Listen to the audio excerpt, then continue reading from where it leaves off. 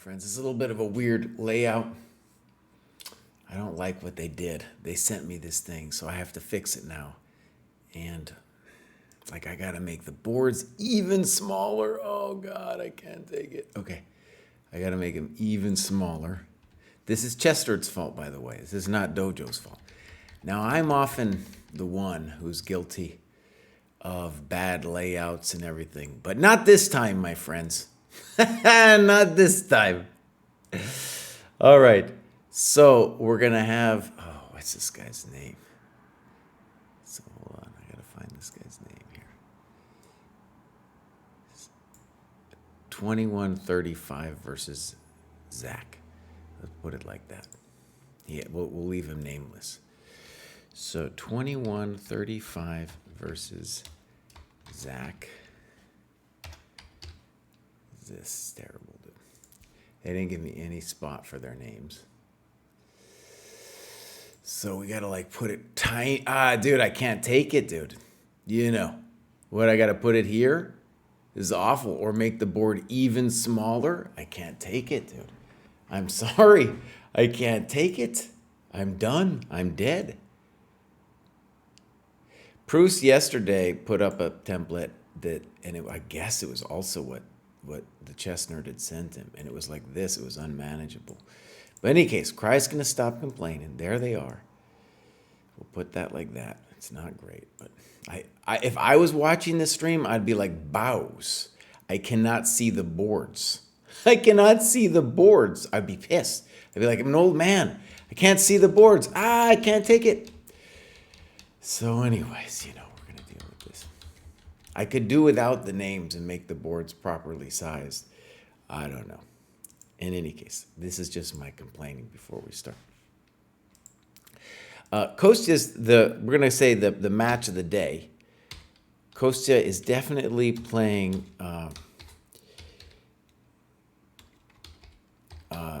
for his best chance at a norm I think he's probably ever had. And Big Mick is about 2470 these days, somewhere around there. And it looks like they're starting. So let's get this going on here. And why did that happen? Okay, Kraai, come on. Whoop. There we go. This is Kostya versus Big Mick. Big Mick is a friend of the dojo, friend of mine. I first played Big Mick in 2003. I beat him, and that was actually my first norm way back in the day. Dosey. Now you're saying, what about in the middle end of the sideboard? Well, that's where I got to put the times, now that the times I think are now available. And they've really blown it here. Well, first of all, I have to wait. I have to wait until they get the times moving. And then I'm going to put the times in the middle. You see, they got all this space. Like, I don't know what it's doing. But let me ask you, Dosey, can you see those boards, dude? Can you see them? One thing that's also a little obscene about this has nothing to do with the layout, but the tournament is I can see the moves, I think, as they're being played. So if I were a cheater and I had a relay to somebody in there, I would be watching that. So the fact that they're delaying the moves on the boards doesn't mean anything, right? It doesn't mean anything at all. So whatever anti-cheating gain they thought they were getting, it's not doing anything.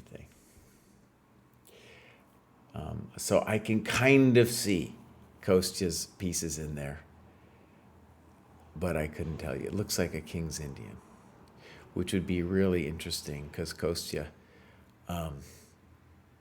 is, of course, a King's Indian, kind of an expert himself. We're going to get the moves in just a second. All right. Let me just make sure here. No, nothing yet. I'm going to fix Big Mick to 2480. I maligned him by guessing his rating. You can't guess Big Mick's rating, dude. Now, just to recap what Kostya's situation is, okay? So he won 4 games in a row, which sounds great. But really, towards the GM norm, only one of those games counted because none of the previous three were over 22,200. So yesterday, he beat a 23 like 30. So that gives him a performance rating of 27 to 30. Okay? Fantastic. Also with black. If he would draw this game today, then he would probably be a little bit below the required 2,600 performance rating. Yeah. So actually, it sounds like movement, but is it? Yes. So Zach's game is moving. Oh, and there's a special trick that I have to I have to do. Oh God, okay. Okay, Kraai. There's a special trick where I have to minimize the window. That's what the trick is, I think. We're going to see. So yesterday I had the problem that the moves weren't automatically updating, but I'm going to hope that this time they are. Yeah, they're moving. Good. I think it's working out okay. As you can see, now Big Mick, by the way, used to play religiously the Grunfeld. So actually this little momentito in our game, where he played bishop g7, allowing Kostya to get a full King's Indian with e4. So I haven't followed Big Mick's openings recently, but like I said, back in the day, he was a Grunfeld expert. He's played, of course, just about everything. Real expert in the Open Rui Lopez, too. Big Mick, I think, is 1 year younger than me, so an old dude. In contrast to most old dudes, he's pretty fit. I don't know if he even exercises or anything, but like in contrast to Kostya's opponent last night, he's not overweight, doesn't have any health issues, and kind of an interesting guy for me because, you know, he has a family. He started much earlier than me having kids, and spends a remarkable amount of time like traveling the world to tournaments, mostly out of love. It's not like you're going to make a lot of money doing that kind of thing, but is making some money teaching lessons, you know. So, okay, let's take a peek into Zach's game real quick here. And this is a pretty standard situation where bishop d2 is kind of the more standard move, but I'm sure this is knight d2 thing is a thought. And now I'm going to get the times going on here. I'm going to have to steal the times. But the safe move for black here would be d5, and he's wondering, is knight takes e4 possible? That's what Zach is wondering.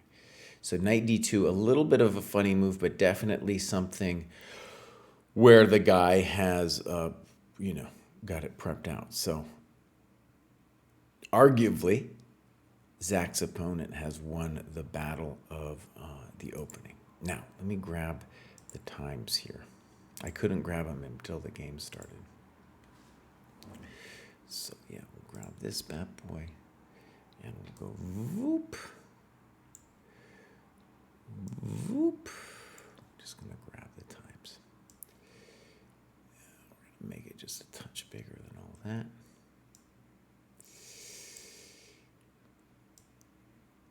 Yeah, and we'll put it there. Time's very important. In these matches, you can see he's tanking a little bit. And we're going to have something interesting to talk about in Kostya's game here in just a second after I get this business. So, Big Mick grew up in what was to become Bielorussia, born in the Soviet Union.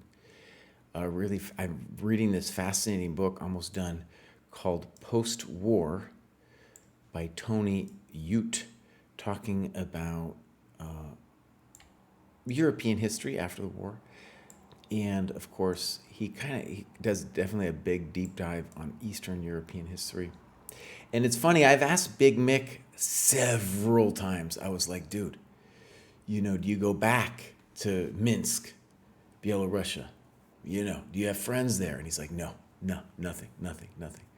So he moved to Israel at a fairly young age and continued playing chess, even though he had the benefits of a Soviet chess education. Oh, this board's all messed up, isn't it? Let's fix this.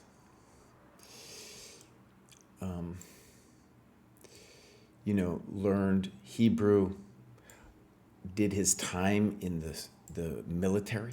You got to do your time in the military over there. And I remember what I was talking about. I remember in 2003 when I first met him, we were all just hanging out for fun, and he was surprisingly strong.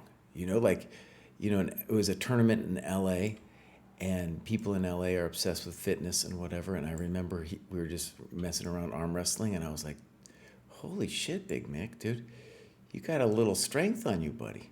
I was like, oh, it's kind of not what you expect from your average chess player, dude. So that was both cool and interesting. And like I said, I don't think he exercises any kind of regime or anything, but so critical when you're an older dude to not, like Kostya's opponent yesterday just faded, dude. Faded, was unable to think in the latter stages of the game. Hi, Pepper Chess. Pepper Chess, welcome back, dude. We miss you. We were like, where did Pepper Chess go? Everybody was wondering, dog. Everybody was wondering. Abdul, thank you. I don't like this layout. To me, it's like if I was watching this thing, I'd be like, Bows, I cannot see the boards. They're so tiny. But if you guys can see them, I have other ways of looking at them. So that's all right with me as long as you guys can see them. Okay. I feel like it's still messing with me a little bit. Oh, it's still little aesthetic problems I'm dealing with. Okay, so Zach makes them, let's call it the principled move, knight takes e4. Now, let's jump to that for a second, and then we'll get to Big Mick. Big Mick, actually, before let me just say, Big Mick played the more slower knight d7 instead of knight c6. And it's interesting, one thing you should say is a lot of times players have, I still can't get this right, can I? Have hard time playing against their own openings. And that might be the case here for Kostya too. And Big Mick might even be messing with him in that way. I don't know. Big Mick is a psychological dude. This little black edge at the top is killing me. And, I'm dead. Oh, it's not that bad, Kraai. Just leave it be. Let's just leave it alone, buddy. Oh, man, it's so hard. They gave you this weird layout thing, and the Bows isn't used to it, man. It's not used to it. Okay. So let me just say about this knight bd7 situation. It will often lead to variations where white has a little bit more space. But it's not going to be as concrete as the knight c6 variations, which are considered more topical. Now, let me get into what Kostya's doing. He clearly knows what he's doing. I don't know what he's doing. So, knight f3, knight d7. Of course, the main move here is castle short. Kostya tanks a little bit and plays h3. Now, h3 is always kind of useful. And we're saying e5, d5, knight c5, and now Kostya plays queen c2. And my very basic sense of this position is that black is equal after a5. Kostya knows what he's doing, so maybe he's got some dirty thing in store. But in general, this is known to be equal. Big Mick goes for it violently with knight h5. And he played that fast enough that it feels like maybe he knows what he's doing. Okay, so let's talk about this now. Go.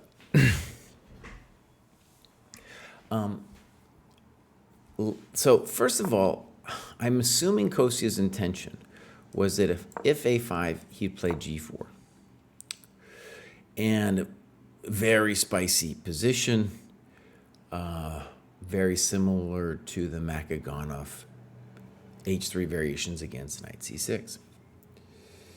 Okay, so knight h5 works against g4, and more interestingly, at least for me, claims that b4 is not so special. That's what it's saying. And maybe I get it. Maybe the intention on b4 is to go back and then to say to white, you've got two problems. One, you have to deal with knight f4. So you could stop knight f4 with g3. But if you stop that, then you got this problem. And now I'm going to crack this c5 square. If you mechanically stop a5 with, say, a3, now on a5 you could play rook b1 or something, then Big Mick could say, well, boss, knight f4 is unpleasant. Now, still very hot. Still very hot, like maybe bishop f1 followed by g3. I don't know. But it seems like that is what Big Mick is saying. It seems like Big Mick also is kind of...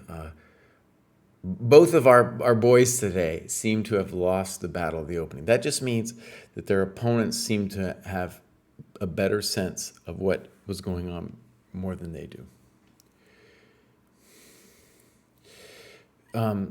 Abdul asks about bishop e3. You could play bishop e3, but then I can play a5. Again, I'm kind of guessing here, but I'm assuming that the problem with a5 immediately was g4. So now if you play bishop e3, then I assume I just play a5, and say all is good in life. Yeah, you could do b4, knight d7 too, and then bishop e3. Again, knight f4 is going to happen, I assume. Also, wait, we got to also say a5 does still crack your point, though. Your point still gets cracked. So if you're going to do something, maybe a3 or rook b1 or something like that. Okay, Kostya's tanking a little bit.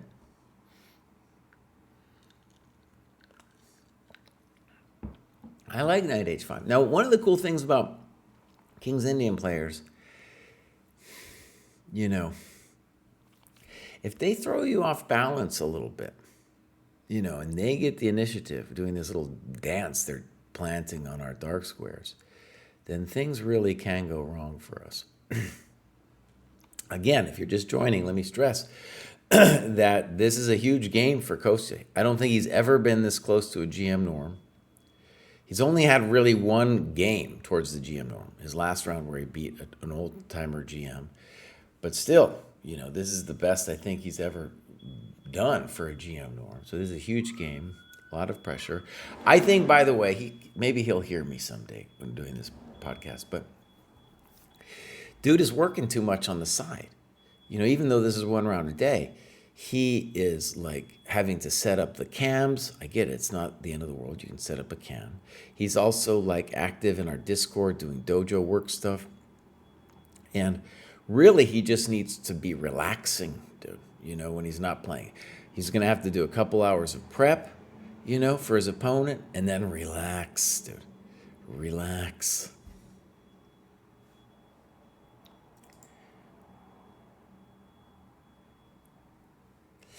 Okay. So we have a comment. Kraai needs to spell Zach correctly, so I'll do that. Voom. I knew a kid in school named Zach. I think that's how I got the... But right, it makes sense that it's CH. CK is like the vulgar spelling, because it's, from the Hebrew, Zachariah. Kostya's tanking. Big Mick has walked off the board. I like these cams. Zach's cam is momentarily a little futch. No one knows what's going on there. Yeah. So, oh, that's very distressing, the futch that's going on Zach's cam. Seems like Kostya moved. Looks like b4 to me. I can't be totally sure.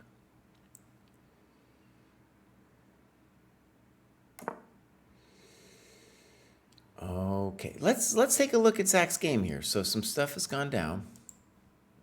Now again, knight d2.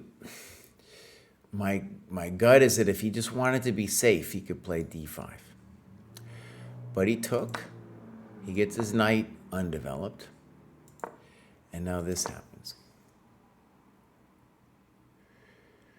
And just optically, it would seem to me that his opponent has full compensation for the pawn.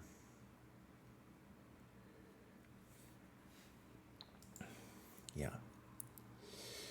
So, look at this business. I'll just compare this to a different line. So, this is a fun line.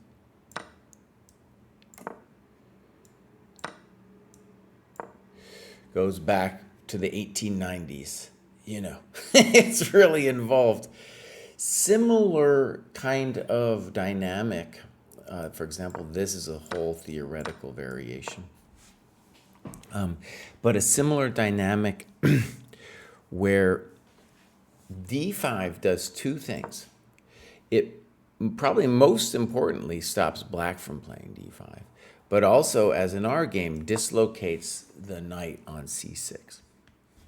Okay, so knight e7 happened, castles, and Zach played knight d2. We're anticipating now bishop takes d2, queen d2. And if we just kind of count out the tempi, let's say d6 just to be safe. If we count up the tempi, we can say white has got, let's just castle for him. And we say white has got 1, 2, 3, 4 to 2, but it's white's move, so he's got 3 extra tempi. So we could claim that just on the basis of tempi alone, white has compensation. Now, they could do other things too. There's going to be problems down the C file for Zach eventually as well. Yeah. So we, though, are, let's see if I just refresh this, if it fixes itself. We are at this knight takes d2 point, and Zach is a little bit lower on time. Okay, so let's see what's going on in the Big Mick game. I hit refresh. So bishop g5 was played, f6, bishop e3 is done. Now, as expected, knight f4. Okay, now this is a very difficult position, I think, to play for white. This would not surprise me at all if the computer says that white is better here, but it's still, I think, hard to play for white because where does your king go and all these other questions. The most ambitious move for white here is bishop f1. But you can tell, that's like, oh man, that's an ambitious move, boss. You know, and we're claiming that this is going to get the knight out. Pfft. It's not hard to imagine this bad boy opening. And, you know, he wants us to take so that the whole business gets opened. This would be a horrendous positional mistake unless you had some kind of tactic to back it up.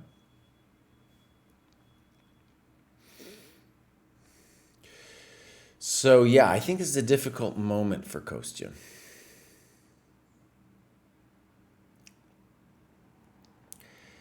And bishop f1, I mean, that requires both balls and a lot of calculation. And castles is also like, dude, are you sure you want a castle? I don't know. g3 is simply out because of knight g2.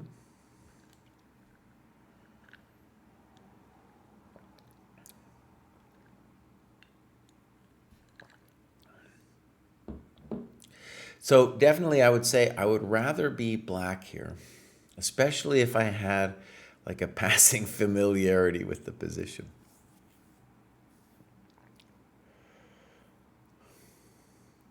Now, one thing I think where maybe Kostya kind of tricked himself was, I think against the normal knight c6 variations, he likes the Makaganov h3 g4 stuff. I played an amazing game with white last round against GM Julio Becerra, my last tournament. And I think he's kind of like trying to force it. And definitely this move, knight h5, caught him off balance. Where b4 might be correct, but he spent 6 minutes on it. And then we're getting this knight f4 business. In addition to the problem on g2, white also has the problem that at some point black can play a5 because white is not ready yet to meet it with a3. Yeah, so difficult.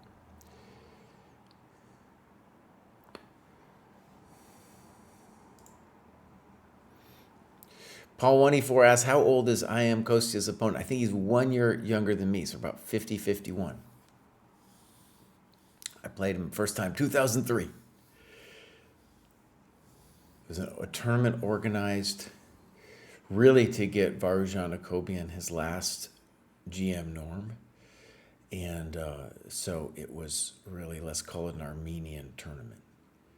You know, lots of Armenians were hanging around. And I don't know if it was in Glendale proper in LA. I believe it was. We played it like this. I think we played it. Yeah, we played at this amazing like Armenian restaurant, dude. You know, it's a round robin, 10 players. And, you know, they just closed down the restaurant for us to play this tournament. Pretty amazing. The food, I was my first introduction to like Armenian food and culture. Fantastic, dude. Oh, that's interesting, bouncing across. I didn't realize it. What, I know he's in St. Louis and he's doing stuff with the club, but what is he doing in terms, tell us, what is he doing in terms of organizing clubs? Or organizing tournaments. All right. Oh, this is kind of a fun game here. Not so fun for Kostya, I don't think.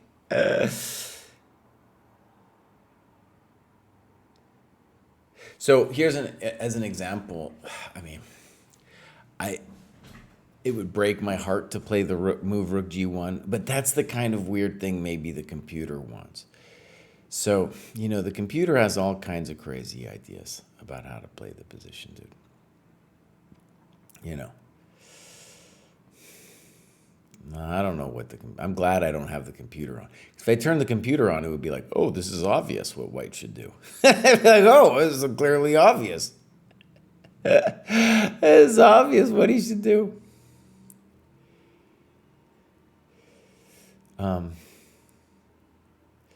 The master parents at the National Open, and this one mother in particular was begging him to organize more GM norm tournaments with later rounds because her son couldn't get up early.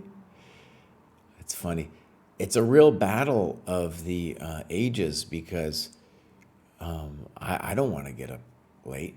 I want the round to start at let's start at 7 o'clock in the morning, boss. It's so much better that way. Not only that, but then afterwards you can go do whatever you want, hang out with your friends, maybe, you know, do something.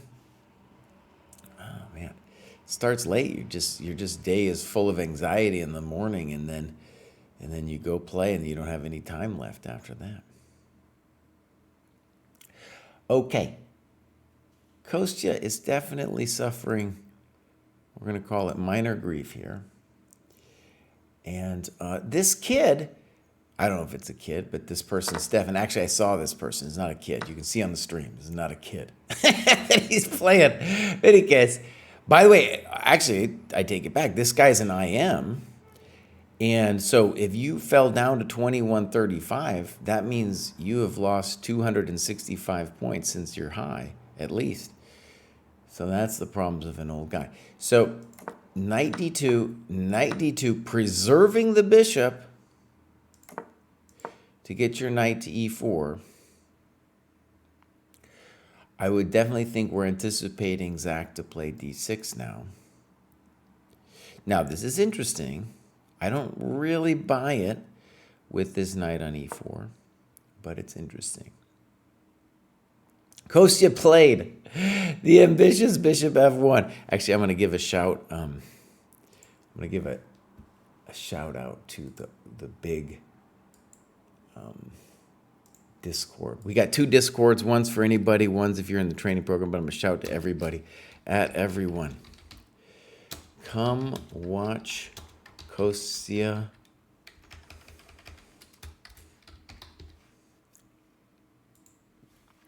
play for a GM norm. Dude is 4 out of 4 and now fighting for his life against GM Big Mick.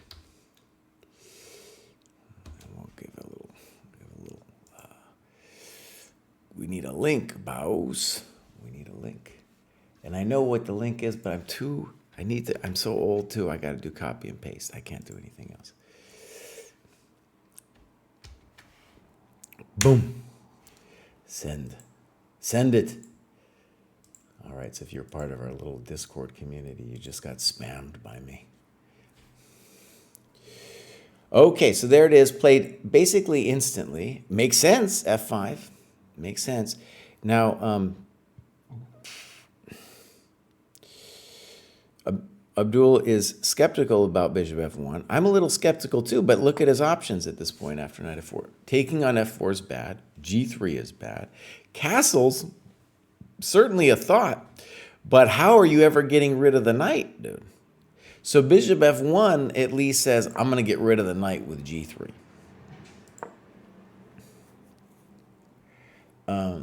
Personally, I do not like the white position. I do not like it. Because now let's imagine g3, knight h5. Black will then be threatening f4.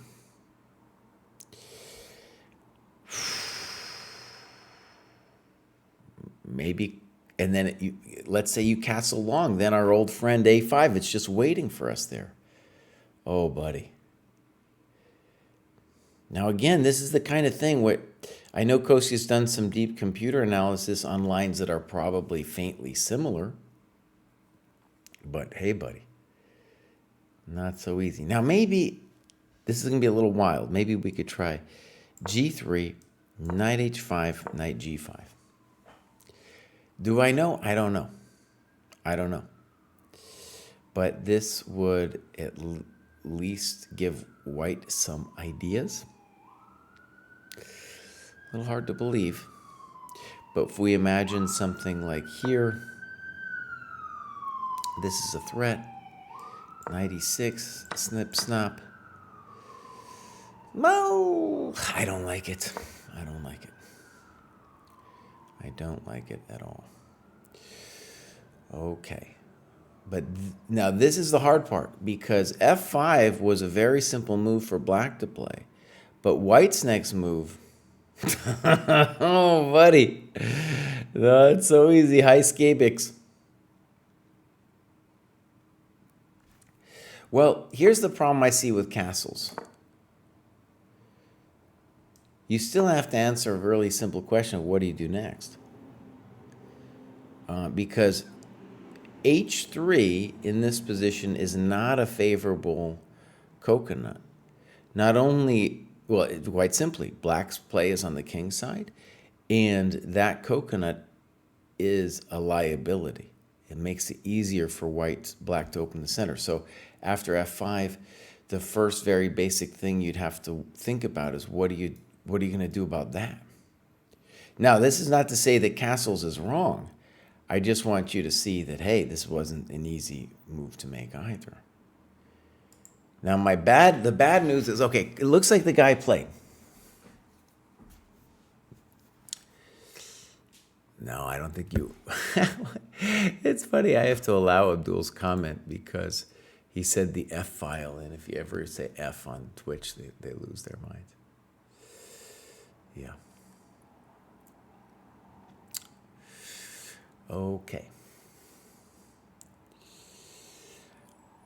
Sam is here, aka beloved bookkeeper. Also, BBK chess, not BKK. BBK chess on YouTube. I don't know if she's done some YouTube videos recently, but go check out her YouTube page. We are going to play a tournament Monday, Maryland Action Championship. So that'll be fun. We played it last year. Chess for Coffee's here. All right, here we go. So.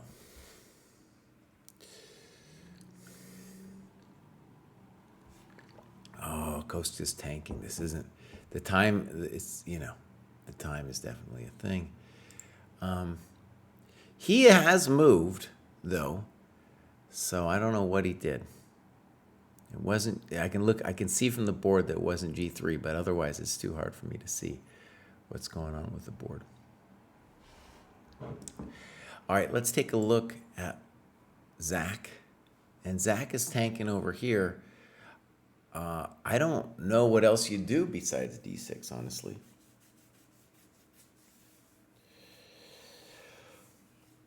I think black should be okay, though, because at least I don't see a problem, because this guy will come out. And once that guy comes out, you're not going to get mated. You're just not going to get mated. I think he's doing fine. Does White have enough compensation? Well, maybe, but nothing special. All right, Dave Jags is here. I shouted at everybody, and he showed up. Yeah, this is it, you guys. This is Kostya's big chance. Not so easy, dude. Not so easy for Kostya. Anything, even if we decide, for example, that Kostya's worse in this position, the volatility factor here is so high that, anything can still happen. That's the nature of the King's Indian, right? But I just want to say from a time perspective and, and everything else perspective, not looking good. Not looking good. And in any case, if he were to draw this, he would still very much be in the hunt for the GM norm. If he lost it, it's not completely over, but it's going to be a hard road. One of the bummers about losing is not just that you lost, but this tournament is weak enough that he might go play significantly down in terms of his opposition for the next round. How many GM norms does Kostya need? I think he needs everything. I don't think he's got any norms. I know he's never been 2,500. So it's a long road for Kostya.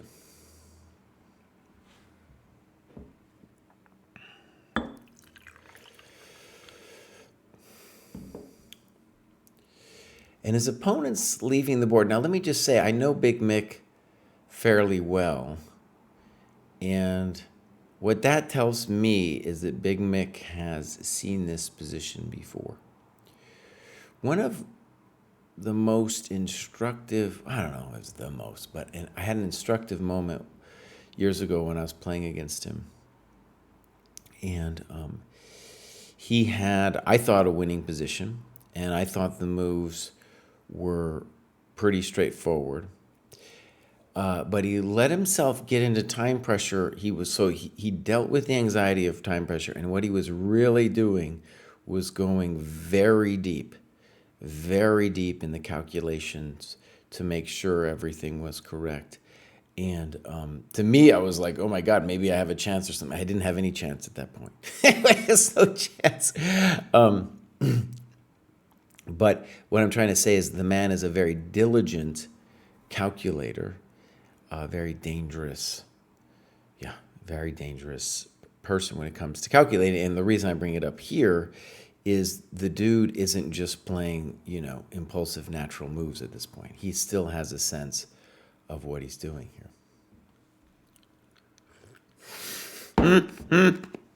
He might indeed have a small bladder. I pee a lot too. But I would say us old guys, we definitely pee more than most people. And, when you get kind of stressed out at a tournament, you're going to go peeing more. Yeah. So Abdul says, my thought is if we don't castle and play time-consuming move like bishop f1, we will just hit more violently with f5. Well, all right, let's talk about, though, what the dream of the King's Indian is from White's perspective.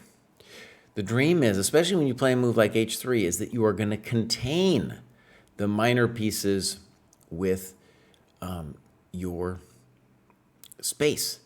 And so, ultimately, bishop f1 is totally in that tradition because you're saying eventually, I might not do it now, but I will eventually play g3 and put your knight on a poor square. Now, is it going to work? Well, I don't know. That's King's Indian for you. Who knows? Who knows? But that's the idea, Abdul. That's the idea. So, for example, I definitely felt bishop f1 was the main move. It was the move in the spirit of the opening. Doesn't mean it's right. I don't know. It seems, in a way, it seems it was right because Big Mick wasn't even thinking about it. He's seen this thing before.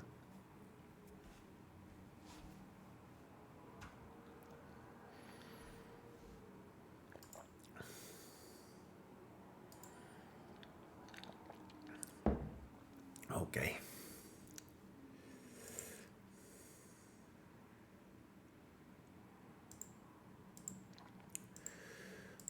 All right.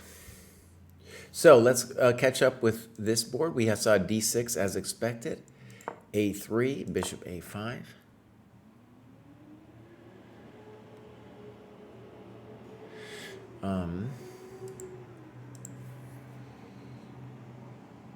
And our old IM, who Zach is, both of our guys are playing up, by the way. They're both playing an opponent that's 100 and some points above them. They both lost the battle of the opening. So, not easy. Not easy. I firmly believe that Zach is okay. Let me put it that way. Does White have compensation? I'll be generous and say he does. There's nothing too special, though, about the compensation he's got. No, he's got some compensation. He's got the C file. The knight has to fix itself. It's ephemeral, though. So if White doesn't find concrete ideas, then Black, will play bishop f5, knight g6 to e5, yada, yada. The bishop on c4 also kind of needs a role to play at some point, I think it's a little telling, too, that this guy, Stefan, is played a3 and now is thinking after bishop a5 because, let's go back and move. All right, so here's his thing. He takes knight d2. A little weird. Bishop d2 is more natural, right? Okay, castles, knight e4. d6, very natural. So here you have to create something. Your bishop on c4 kind of owes a tempo too. The whole problem with knight takes d2 to knight e4 is the only way to really say that was a genius level move is to say that the bishop on b4 is going to be out of play and our bishop on c1 will be amazing. Maybe, maybe. But also it's taking so much time and eventually this thing, it's not doing anything now. Also hard to see how it's going to do something, because the reason I believe black is fundamentally fine is this bishop's going to land here, and it's going to be such a stalwart defender that I don't know, you know. So anyways, he plays this. If I was Stefan's coach, I'd be like, Baus, you can't play a3 unless you know what you're going to do against bishop a5. Don't do it. Don't do it, buddy, until you know. Until you know. All right. Zach's stream, I don't know what's going on, man. I don't know. It's been doing that off and on. So it looks like a collage over there. Let me go, well, let's see what we got here. I don't know if it's going to help for me to deep dive this here. It never generally doesn't. Oof. Okay, so I'm seeing him here. If that thing continues, I don't know. I could capture the window or something, because this is really annoying to me over here. Should we do that instead? I could capture the window. Seems like a dumb solution. But on the other hand, this thing is killing me, so I don't know if I can take it. All right, should we bother with it, dog? I don't know, dude. It's being really annoying, though. All right, I'll tell you what I'll do. I'm going to first get rid of this thing. And then we're going to reboot it. I'm going to reboot it the correct way. And then if it doesn't work, I'm going to do it the window capture way.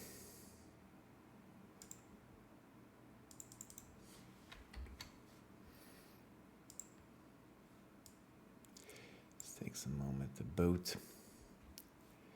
There he is. See? There he is. All right.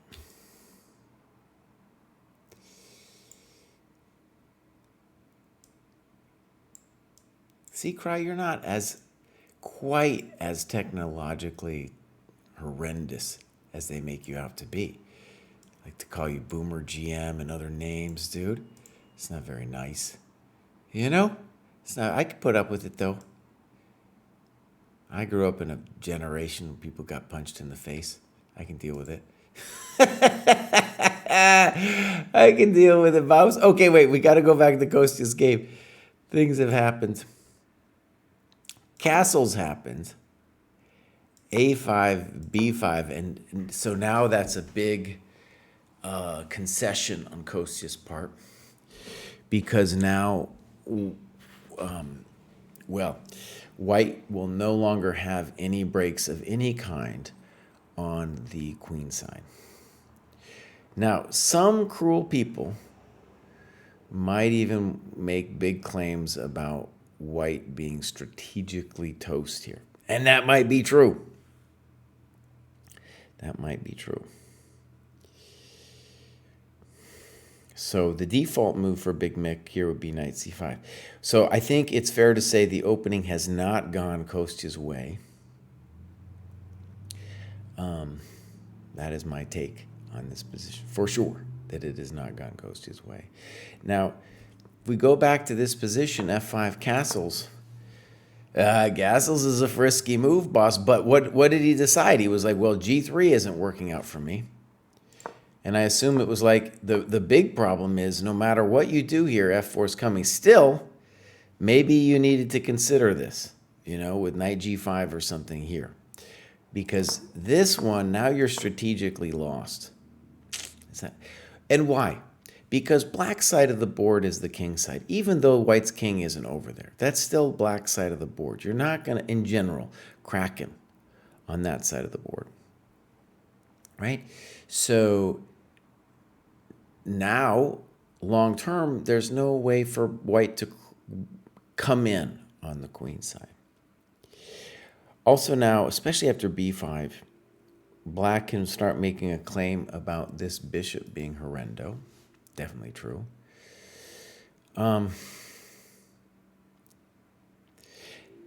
Okay, my guess would be like the old timer GMs would be like, this is a really toasty, crispy, bad situation for black. The computer might just say, who knows? It might just say it's better for black, or sometimes it'll even say it's equal, even when GMs will be like, this is gone.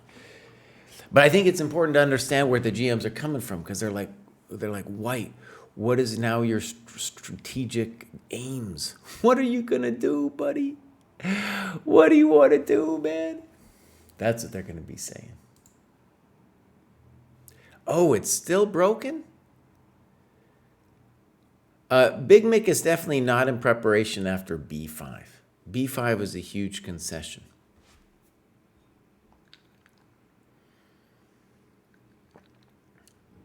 And I can't tell you guys what's going on with this.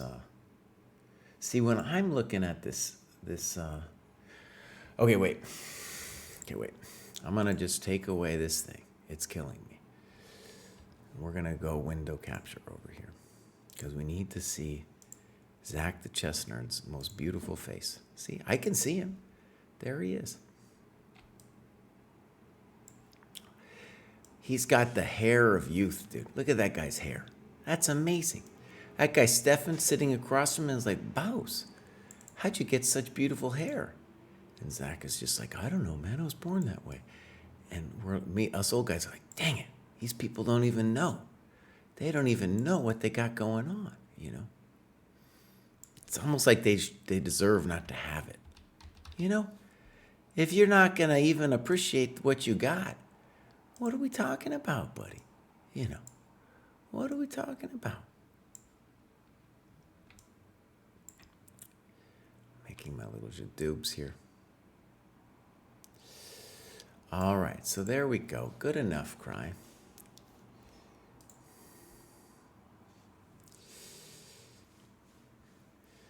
Abdul's talking about King B1, Rook G1, G4.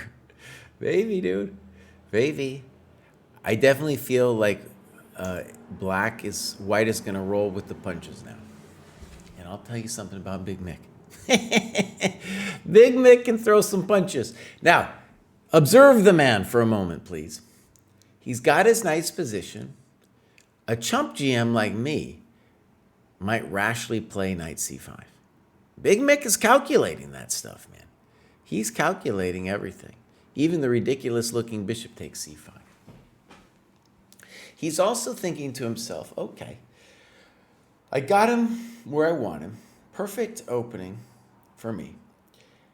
But Kostya's in a way like setting himself up. The hope would be, from my eyes, after the opening's gone bad like this, to be like, okay, I'm just going to roll with the punches and see if I can survive within my shell. It's called the shell game, right? And what is his shell? It's this huge pocket of air. And his king is in over there on the queen side. Yeah. And Black's got a lot of different plans about how to deal with the king side. An eventual f4. Some kind of knight c5 takes e4. Got loads of things to throw at Kostya. And the f4 push becomes even stronger once white plays g3, because then I can crack open the f file. Yeah. So.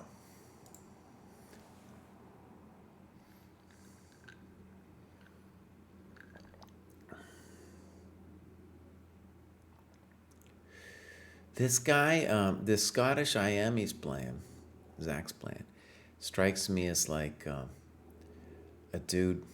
Oh, I got to fix the board over there. They made a move. But like an old timer, and he's got his fanciful weird openings. Here, he finally played b4, bishop b2. You know, and he's just like, I got a fancy bishop on b2. You know, I got a fancy bishop on b2. Doing great. I'll figure it out. At this point, though, I even though Zach officially lost the battle of the opening. Gotta say, this bishop b2 is a little, how do you want to put it? Little hopeful. So it's not clear what this guy's doing. It's not clear what this guy's doing. Both pieces have to be fixed. This piece definitely doing a job. And I would say it's less that this pawn on f2 is the target, but more you're just pinning it. Just pinning it because f4, f5 might be one of White's key ideas. And I don't see, like even if it was White's move, I don't see what the big to-do is. You know, I just don't. I don't see it. Yeah. So I think the default move for Zach could definitely be bishop f5. Oh, and you know what? I kind of blew it here. I should have black at the bottom. I guess it's okay. We can see what's going on here. And I think we got to the point now where people are going to start tanking. Opening jitters are over. Everybody's out of prep, you know. And Big Mick has just a beautiful position he's going to sit on. Whereas I think for Zach, this is a nice thing because White's the one who's got to figure out what to do. And I don't know what to do for the guy. I don't see how you're going to mate him or something. You know. Sombrero, a.k.a. Cartier, is talking about knight g6. You play bishop, knight g6. I don't know why we wouldn't play bishop f5. Just develop your coconuts. But yeah, you could do knight g6 too.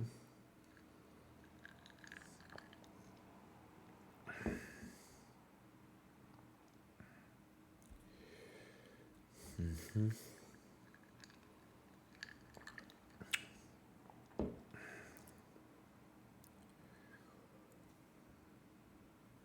Maybe I'll look up this guy that Zach is playing here. So, this dude is Stefan Mannion. There was once a pretty good chess player named Josh Mannion, who I trained actually way back in the day. I think he became a GM. He's now in the tech world big time. I think he founded a company. I think he's doing fairly well. So yeah, Zach's opponent, born 1964, Scotland, as the flag says, and obviously got his IM title in the last millennium. Then held a rating of about 2350 FIDE for several years, and then it's just been like the standard old man tale. it's just been full crash and burn since then, man. Full crash and burn since then. Yeah. Okay. So, go back to Kostya's game. Knight c5 was played as expected. 7 minutes. Kostya took it. Okay, so now one of the things is I was thinking about knight c5 and I was like, Big Mick is going to calculate bishop takes c5. A lot of GMs wouldn't even bother because it's the completely wrong trade for White. So let's first explain just positionally why it's a bad idea, and then we'll talk about maybe what Kostya's idea is. In this position, this is White's best bishop, right? Now, clearly, this might be a hell of a drug. You know, we get it. So bishop c5 might even be a forced thing. But Big Mick will have calculated this, and now we're going to see, is Kostya going to be able to do anything? If Kostya doesn't come up with something here, what we could definitely say is that his position is now neutered. Now, that's not a fun thing to say, Kraai, to talk about somebody being neutered. But that's what's going on with the White position now. He is neutered. That means there's no more juice. You know, if you imagine these being the bricks and the bishop being the mortar is gone. The mortar is gone from the position. So unless Kostya can come up with something truly fancy here, he needs to come up with something fancy. We have ourselves, let's call it the real shell game now, because it's not like he'll immediately lose, but long term everything is working against him. Any opening of the position and those bishops are going to come to life, for example. He can claim, though, that it's difficult for black to actually get to him in his shell. So let's talk about Kostya's shell. We're going to call it, here, actually, let me get it better. We're going to call this his shell. This is the little shell game that Kostya's got going on. His king is going to be dancing. It's going to be dancing in there for some time to come. And as predicted, Kostya's got nothing and plays king b1. Okay. Yeah. So, yeah, this is a dream position for the King's Indian player. But I think we can guarantee that black will still make inaccuracies and mistakes. There's like, it's just a beautiful position to play, like I said. But it's not like it's, over for white on a practical level. The computer, I'm sure, already says it's bad, okay? But it's not completely over because black has to crack him. And it's not solely simple. Anytime we play c6, even arranging c6 is a really hard and dangerous task. You'll activate this knight, for example, if you play c6. That knight, by the way, is just completely dead here. Dead as Fred in the lead. You know what I'm saying? So one of the, when we think about it, let's talk about it as a narrative, right? Kostya trying to make GM here. Sometimes it's not all glory. Sometimes you got to defend some really nasty position. That's what he's going to have to do here. Bouncing across is talking about putting the king on a3. And one of the funny things is what I'm saying about the shell. Like, that king can bounce around in that shell. It's really hard to see, like, even what white's... King b1, by the way, just kind of says, right, I don't got a plan. I'm going to sit. And it's probably wise to sit, too, right? Now, let's say some obvious things. Taking is, in general, a bad thing because knight e4, and the knight is strong there, right? Now, let me just say that Big Mick will still be looking at fe because there's at least the thought of, I don't know, I'm not saying it's a good thought, I'm just saying there's a thought of playing fe and knight h3. No, I don't like the thought at all because of this. But in any case, that is a thing that Big Mick will be looking for. Could set it up with a move like queen e7. Queen e7 is a natural enough move anyway. Yeah.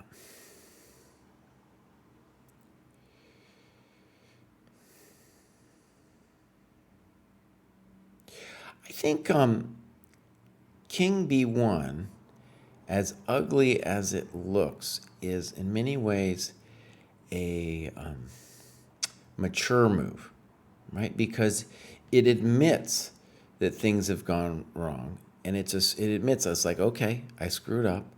Now I'm going to assume the position. I know I'm worse. I get it, okay? And we're just going to play, and I'm going to say that I'm just not going to resign. I'm not going to collapse. Is a4 an option? Then you really are putting up a shell, huh? The funny thing is, for white, is I don't know if he wants to move anymore. I don't know if he wants to move anymore. I would say if white was going to move, maybe this one, maybe h4. Yeah, at least there we have dreams of h5, and the knight h3 trick isn't as a thing, much of a thing.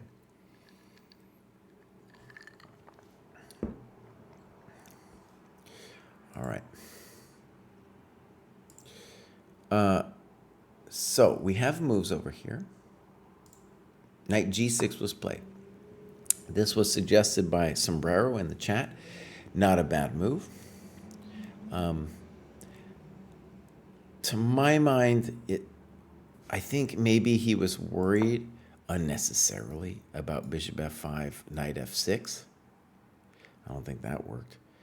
But knight g6 kind of deals with that before it happens. I'm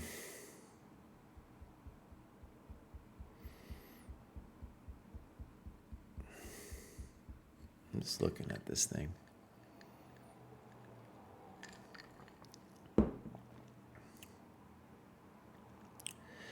If I was white, I'd be very happy to see this knight g6 move. Not that I think I'm better or anything, but it just gives me hope because the bishop on f5 really would mess with me. You know, now I get to keep my knight there a little longer. And I think a default move here is to play, at least think about queen h5. This allows me to bring the rook over and to think about knight g5 ideas. And all I have to do is I have to make sure that knight f4 is nothing. And I don't think you're doing anything, but you would have to calculate this and like, can he play queen h4? You know, you'd have to kind of address things like that. Yeah. So I'm not a huge fan of knight g6. I'm going to guess, well, yeah, dude, bishop f5, so much cleaner. And as I said, I think he was wrongly worried about that thing. You know, you're just not going to get mated here, son. You're not. You're not getting mated. You have a bishop here. Do I get it that it's maybe a little scary? Okay. Maybe it's a little scary. I don't know. Queen d7, queen d2, bishop g6, and if queen h6, knight f5, you could imagine, oh yeah, you know, maybe rook e1, rook here, queen here, here, here, here, here, something like that, you know. Yeah, you could worry about that. You could worry. So those are, I don't think any of that works. And also on knight f6, you could just move your king. But in any case, I'm pretty sure that's what Zach was concerned about by playing this. And now this guy from the older generation, well, he's going to think a little bit and find maybe a move like queen h5.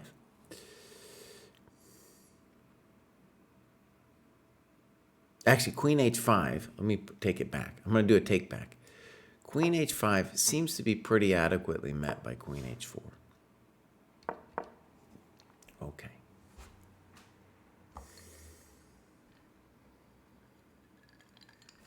I'm allowed to do takebacks too.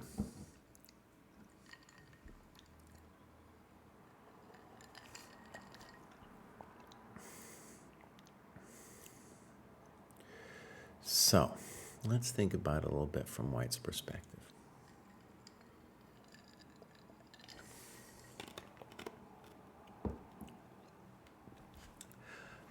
I really don't want to play g3, but it's an option. If we think a4 is of use, we can do it, but generally a6 or a5, I don't know what we're doing.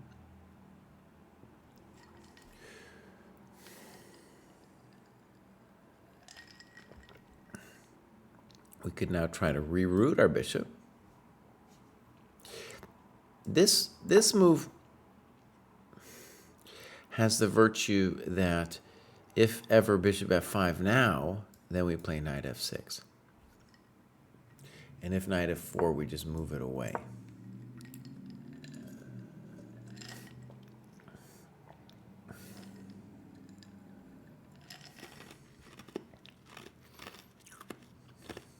And here, if we want to claim what we have compensation, I don't know if we do, but if we want to claim it, it's about the fact that this bishop doesn't have a natural developing square.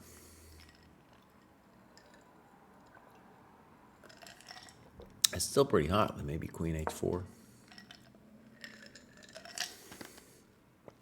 Here, no, the game goes on. Okay, but I think bishop d3 is interesting for white. Maybe knight e5.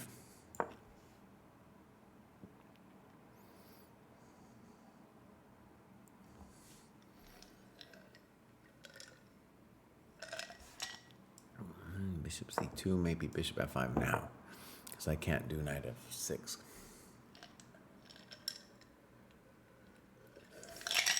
Okay, so interesting moment for white. I definitely feel that white should spend some very good time on the clock to try to come up with an idea of how to play this position. The simplistic queen d2 intending this rook over, also a thought. Again, I'll stress that this bishop needs somehow to make itself worthy.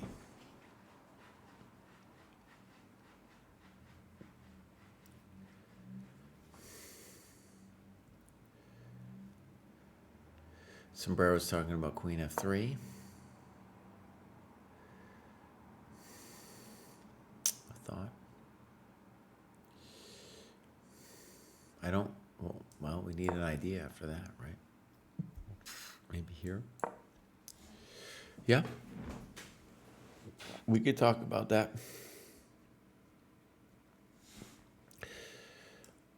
Well, I don't know. The heat is on. It's on the street. It would be nice if we could play f4, but we cannot.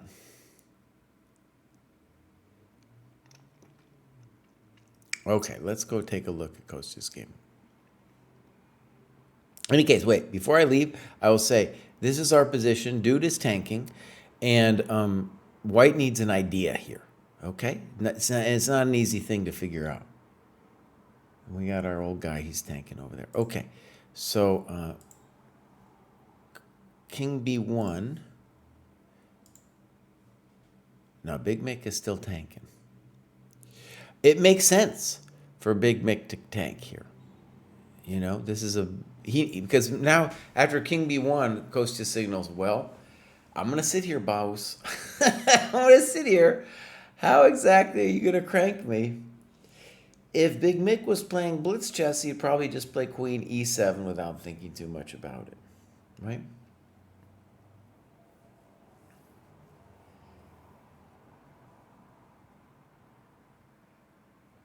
Yeah.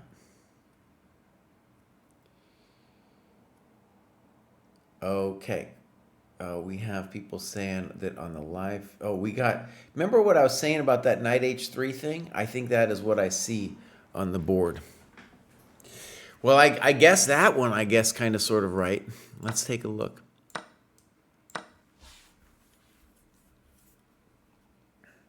Now, the reason I wasn't feeling super confident about this for black is, one, you could build the position at that. I don't know if this tactic is going anywhere. But next, I was like, well, I'm going to lose this pawn.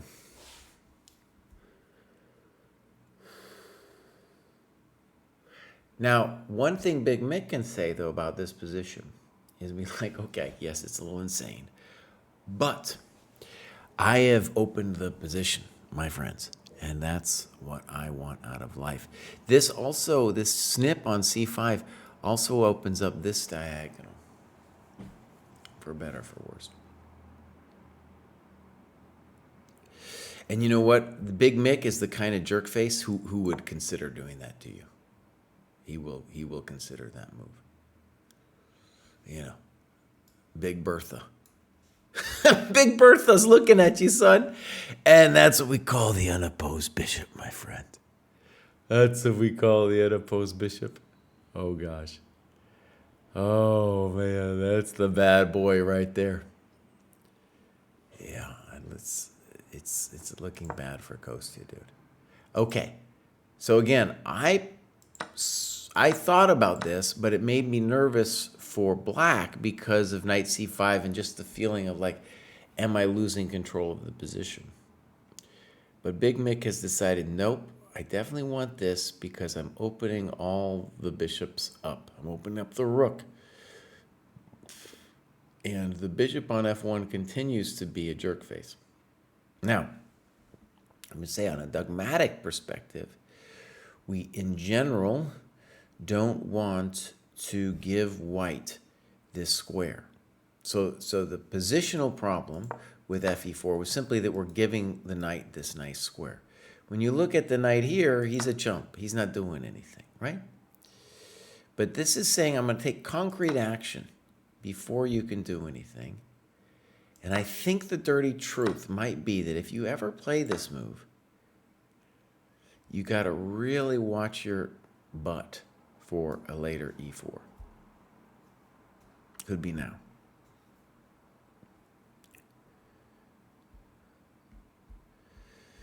Okay. So somebody in the other chat for Chess Nerd Live says, according to ChessCom, Kostya's plus 0.36. Maybe this wasn't the right thing from Big Mick. I don't know. It's definitely, I wish I hadn't seen that, but I can't unsee it. All right, so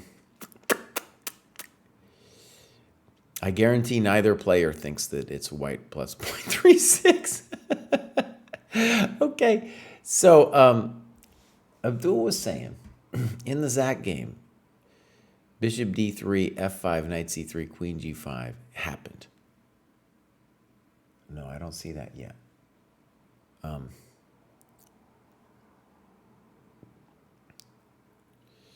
don't see it on the stream. I'm just looking over there. Seems to me like white is still tanking. Oh no, white played queen d2. So queen d2 was one of the natural moves that I was talking about. And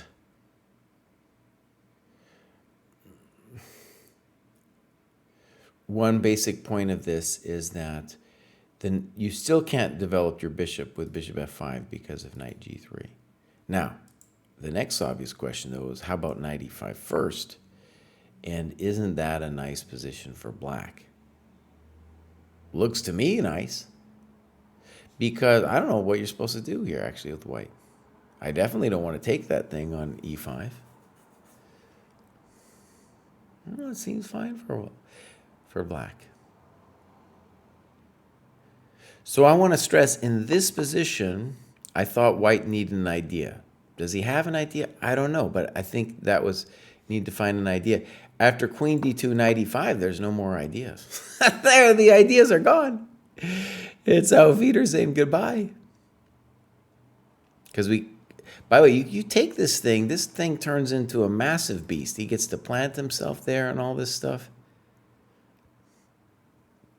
Maybe. No, I don't know. I was going to say maybe you could argue for some kind of abstract compensation like this, and then later playing knight c5. I don't think you can play knight c5 directly because we just say, what are you doing there, buddy? Maybe like this, you know. It would be very sad to pin our knight to the queen.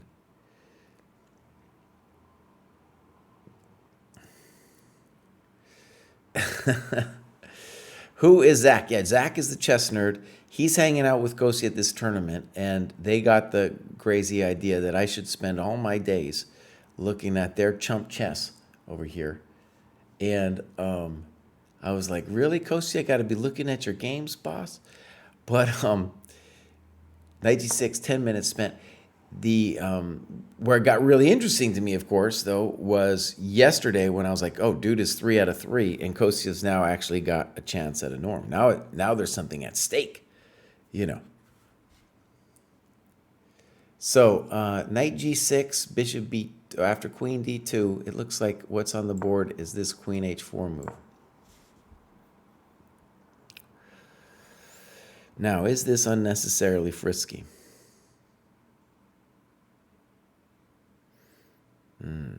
I'm I don't know if I'm a fan of this queen h4 thing. Like, let's say I put a rook on e1. I don't know which one yet. Let me put this one first. Okay. Now if you go bishop f5, I go knight g3, and where's the bishop going?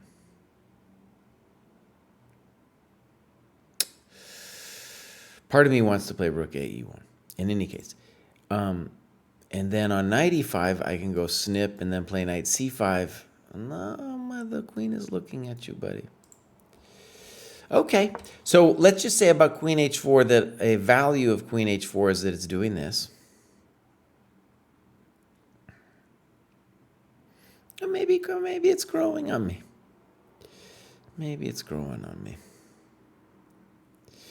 It's a major bummer that this bishop is pinning our pawn.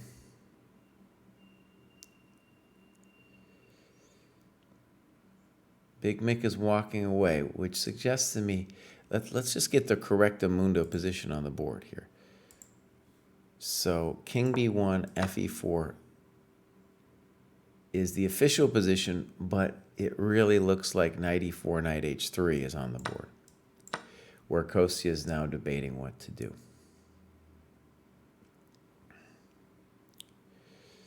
And unfortunately, somebody told us that the chess.com computer felt that white was a little bit better. Maybe. Now, let me just say this whole knight h3 thing, like I said, dude had, I felt, a stable advantage with queen e7. This is very spicy. And this at least allows white to change the nature of the position. Actually, there's an old Russian truth. Right, if you are not doing good, if the game is not going your way, then it's a great idea to try to change the structure of the position. Well, white's the one. White's the one who just changed the structure of the position, Bows. Yes, and bro, I don't know, queen d2 is not the most impressive, but he was trying to stop knight f4 and just develop his coconuts, you know. Zach seems like he's doing good, though. He's doing good. Now, maybe I want to amp him up a little bit. Let's give Zach some amp. So let's get in there, and we're going to say 2135 IM versus Zach. There we go, buddy. Right?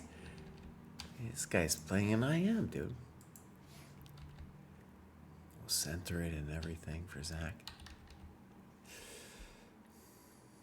And Big Mick, of course, is a GM, but maybe I should put that in there too. GM Big Mick. I gotta make it smaller though. Big Mick doesn't like it when you make him smaller. Okay.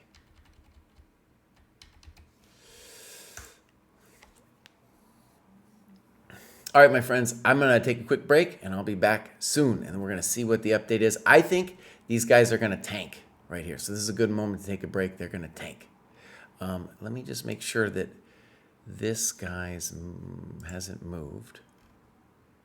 Queen d2, right? We're still here. Officially, we're here, but we're pretty sure that this is the position we're looking at. All right, I'm going to play you guys a great song, and I'll be right back.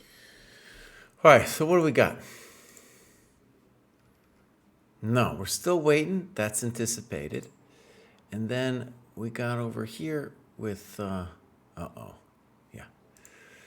Over here, we have knight e4, knight h3, and we're now waiting for Kostya. I would not be surprised to see Kostya tank forever. That was a good moment, Kraai. You knew exactly when these people were going to tank. You knew exactly. You knew exactly when these guys were going to tank. So, let's just say, you know, I think from Big Mick's perspective, knight c5 might just be like kind of insane. Because it's like, really? You're going to take over there?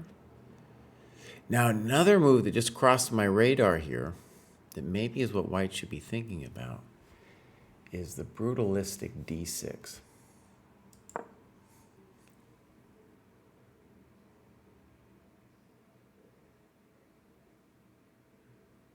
Yeah, maybe that's what we should be thinking about.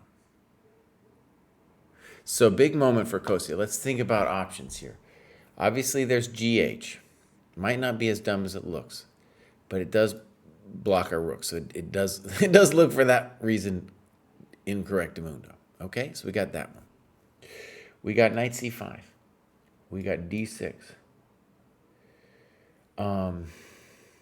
And there might even be some rationale for like a lame-o move, like one of these ones. So yeah, big decision for Kostya. If I was white, I guess I would be really thinking about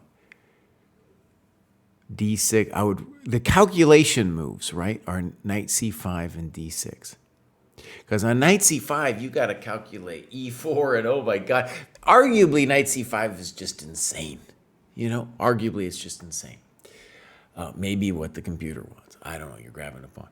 But d6 speaks to me a little more because we're actually threatening d7, so we have a threat. I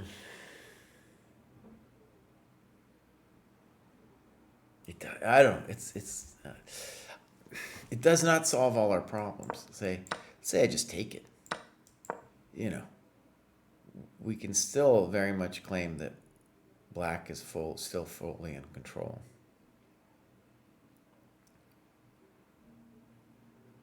It's hot. It's hot. Okay. Yeah, big moment. And then we're still waiting over here with after queen h4, it looks like. This dude, it looks like maybe he played rook ae1. That's what I'm seeing on the board anyway. Let me just say, hey, Maia Chess, if you're going to put a delay on the chess.com boards, dude, you got to put a delay on the stream. I'm playing, I'm just looking at the stream instead of the board. Fix it, buddy. Fix it. All right, I'll be right back.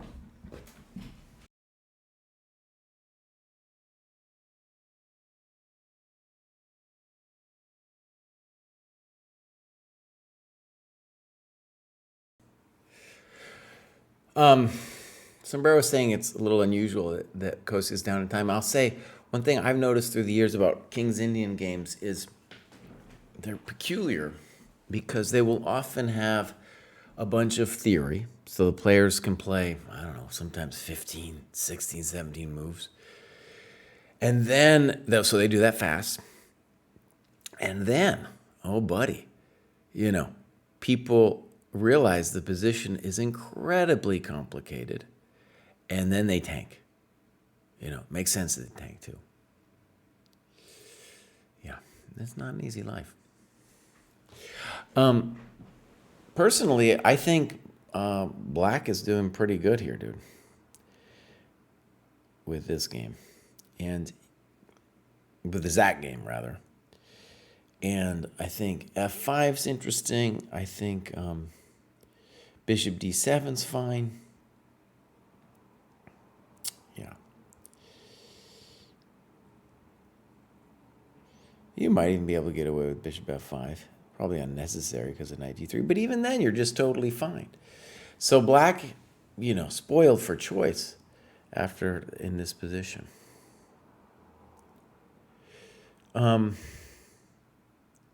Yeah, doing good. So Zach is doing all right, man.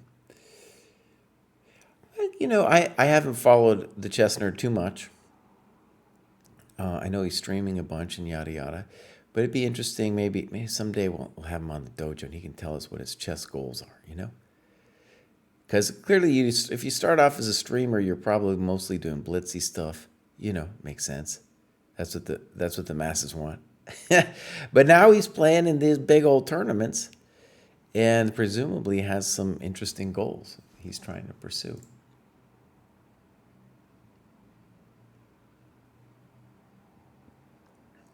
Div Ben didn't like our vid. That was a great vid, Div Ben. I don't know what's wrong, dude. What's the time control? It's 30-second increment, and I believe they get 30 minutes extra at move 40. So very luxurious time control.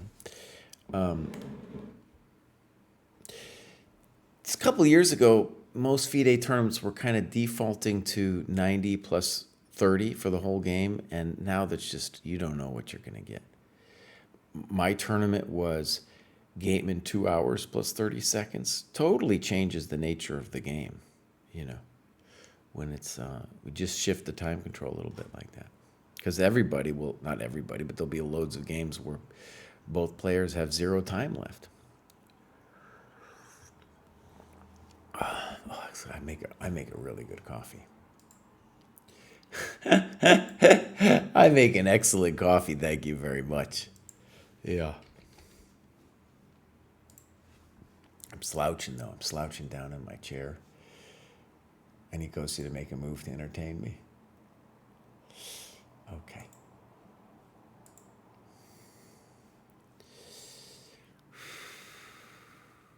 All right, Kraai. How about you just think about it a little bit? All right, we're going to think about it a little bit.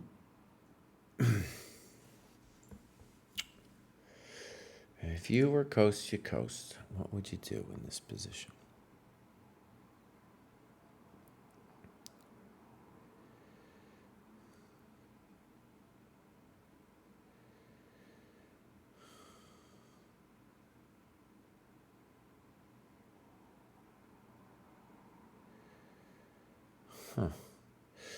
One, there's all kinds of moves where he just moves the knight. Now, you can't move the knight here because of knight f2. But you could play knight e1.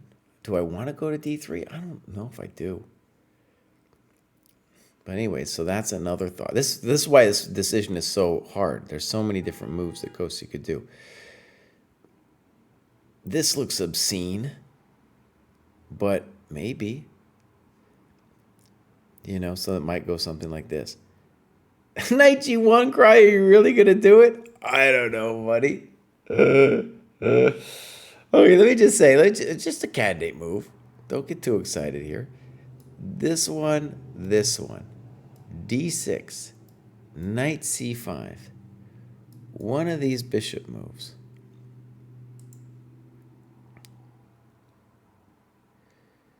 Another move, oh, this is interesting positionally, is he could consider g3. So the point of g3 is to take it this way and not allow knight f4. And I don't think it's unreasonable to claim that after rook f3, bishop h3, we're doing at least okay. Now the game will go on, and I presume bishop f5 would be the move. I don't know. It's getting hot. It's getting real hot. But bishop f5, oh yeah, no, it's a thought. It's a thought, and it is hot. Queen e2, rook f2. So Kostya did move. It was not g3. So that g3 move, by the way, just shows how many options that Kostya Kost has over here in this position, and he moved something. I'm trying to figure it out. Maia chess again, buddy. It doesn't do anything for the anti-cheating to delay the stream if you're going to show it on this. Oh, you know what it is, you guys? I know what it is. So I got it. No, I don't. I see. It kind of looks like he has a pawn on a knight on e4. I know what it is. So they are allowing. I got it. So generally, when you see a board like this, it's the organizers who have done it. But what they did is they invited Kostya and Zach because Kostya and Zach are streamers and they want to publicize their own tournament. There's all kinds of other streamers there too. Anna Kramling's there and all kinds of other people. These cameras that we're looking at are Kostya and Zach's cameras. That's what we got looking at. So they are cheating officially. Obviously, no one's cheating, but it's incorrect for there to be a direct feed to the position as it stands, right? It's supposed to be at least 15 minutes later, something like that. Okay, and We got rook e1. Somebody's saying rook e1 is what Kostya played. Seems a little weird, but we're gonna see in a second. All right, let's see if we got an update with Zach's board here. We got queen h4, rook ae1, as we kind of saw from there. The lighting on Zach is definitely less. Okay, things have happened. Okay. I'm pretty sure what went down was this. f5, queen c3, knight e5. And now I believe knight d2. I believe this is what happened. Okay. Interesting position.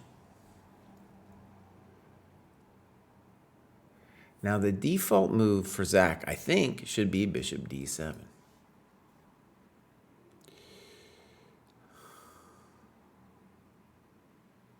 There's a little spiciness going on with there, though, right? Let's put in bishop d7 on the board for a second. So we go snip, snop, pop, king, queen. And isn't it true that white has some compensation? Maybe not. He's got something. He's got something. You're going to have to go, I don't know, queen h6. It's not over. Well, queen h6, we're not really threatening the knight. You could also play queen f6, but there you have to deal with your damaged pawns. Maybe not such a bad thing. Yeah, it's a very interesting position where Zach now has to decide, does he want to play bishop d7?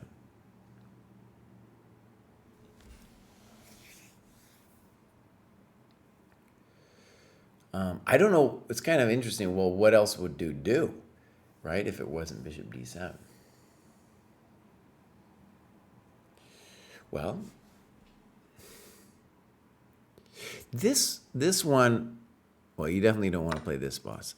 Don't do that, buddy. By the way, there's still no f4, so the bishop's doing a valuable defensive job. Yeah, I don't know what else you would do besides bishop d7. f4. In any case, I think after bishop d7, it's hard for white to come up with an idea that's not rook takes e5.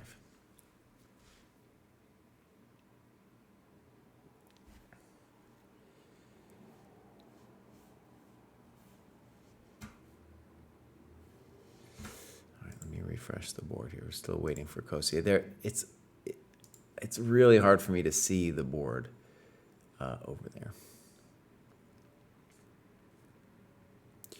This live board is also just kind of more interesting anyway. We're seeing Kostya's time go down. Again, it gets more time at 40, but I think it's fair to say that they're almost regardless of what happens, the position is still going to be gnarly. Right? It's going to be gnarly for many moons to come here.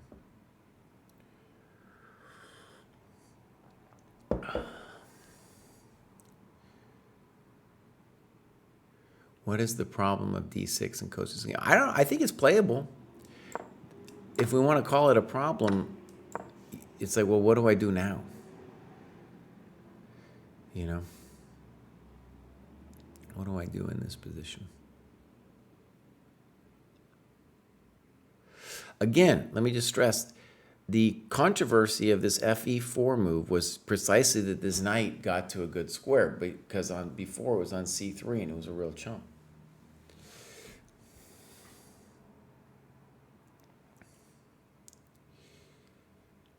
All right, so here's our position, knight h3.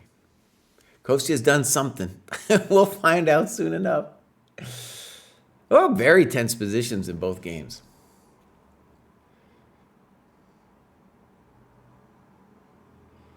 I was drawn to the g3 move here. Let me just say why I liked it. Now, I do have to make double sure that knight f2 doesn't work, but I'm pretty sure it doesn't. And therefore, it seems this is mostly forced. And then what I get is I get, and I have to figure out this position, but I just fixed my bad bishop. So that part of it I really, really like. It's still pretty hot. There's no doubt about it, though. Pretty hot.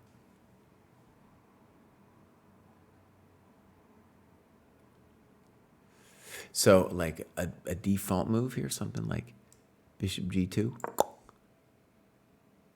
But no, but then bishop e4. See, it's hot. Queen e4, rook f2.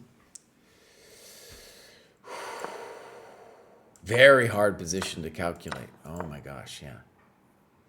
So g3 is like an interesting positional move. We have knight c5, which is like, you got to be computer generation to play that move. And then there was d6. Oh my gosh, yeah, really spicy position. And Kostya, what we're seeing it. He's spending, I don't know, something like 20 minutes. Now, my coach really gets pissed if I spend more than 10 minutes a move. But I would also spend some time here. This is a very difficult decision.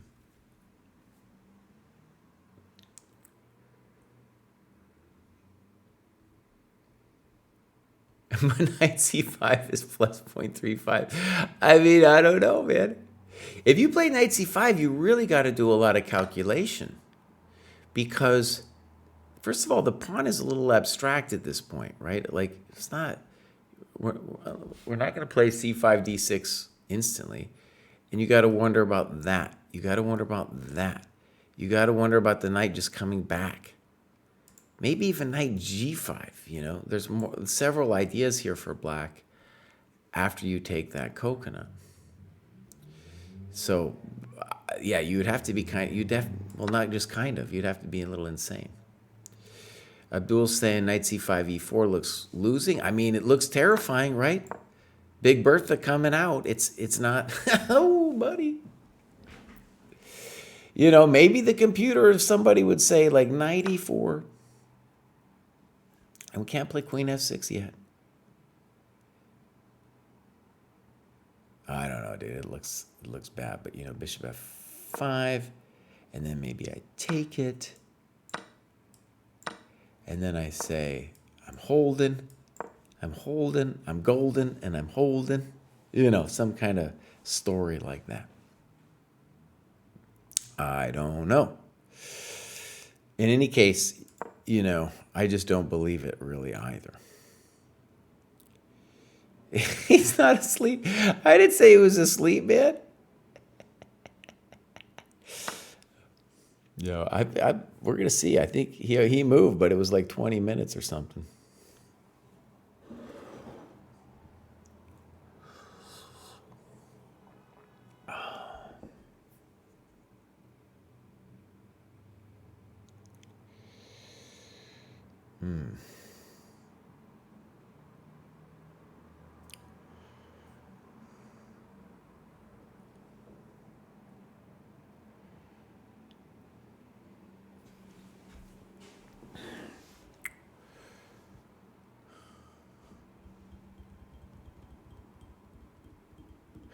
One thing, actually, if I was white here, I would be thankful that this position is not this position. Because in this position, Kostya just played king b1 and was like, dude, I'm just going to scramble in the pocket. But after this happens, now it's concrete and, we have big choices to make here. And who knows? Maybe we're better. Maybe we're equal. Who knows? But it's hot now.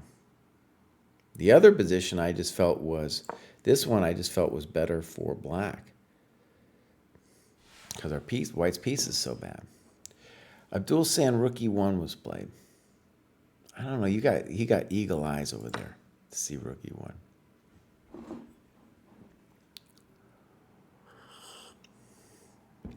Rook e1 is definitely not the move you want to play after thinking forever.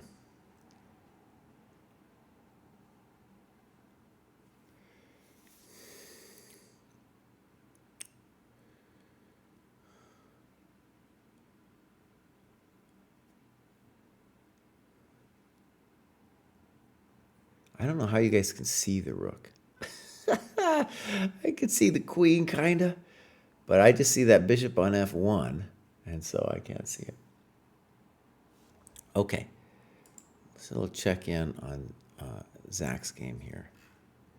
f5, queen c3. We know what happened here, though. It was knight d2, or knight e5, knight d2. So we're still, and now Zach's got a little time grief. They're both about 17 moves.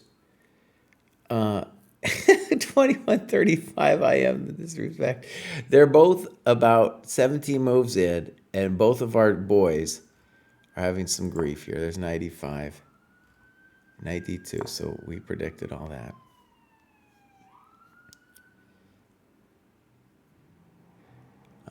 Abdul's zooming in on his iPad. Rook e1 from official broadcast. Okay, let's go. There it is. So finally, so Kostya thought 25 minutes on this move. Now, a famous subject in the dojo is, what is Kostya going to have to do to make GM? Now, he never listens to me. It's kind of like my kids. I tell my kids very wise things, and they just don't listen to me. You know, they're just not interested in anything I'm saying. Kostya also doesn't listen to me. But I think I would say the following. One, you can never be thinking 25 minutes, because at minute 10, you've already identified all of the candidate moves, and you've gone into some of these. But then by minute 15, you're just spinning around and around and around. And it's a huge deal, because you got 30 minutes left. You're going to need it, Bobs, because black can do all kinds of stuff here. And rook e1 is definitely not a concrete move, right? Because black can play knight f4. They can play queen e7. They might play c6. They might play, who knows? Who knows what? But there's no need for black to move the knight on h3, for example. So, yeah, so that would be something that a coach, bishop g4 is another move. A coach could be like, Bows. Bows. You can't be moving so slow. That'd be a thing a coach could tell him, because he won't listen to me. He has to improve his end games, for sure. Stuff like following the Dojo program, rook endgame progression. And I don't like the way he analyzes his games, because he is, you know, tries to turn all of his games into content. I get it. But then he's not spending the time by himself looking at the games, you know, in really big depth. Instead, he comes online and, you know, shows some people some moves. And then that's not it. You know, you could do that after you've done your work, but you can't just analyze your games on stream. Okay. So, a coach could be like Bows, exactly. So he won't listen to me, but he needs some kind of voice that's like, you know, breaking it, just telling him simple things that he'll listen to, because he's not listening to me. And by the way, I probably would have tanked too, even though I know it was wrong on rook e1, because it was definitely a big decision.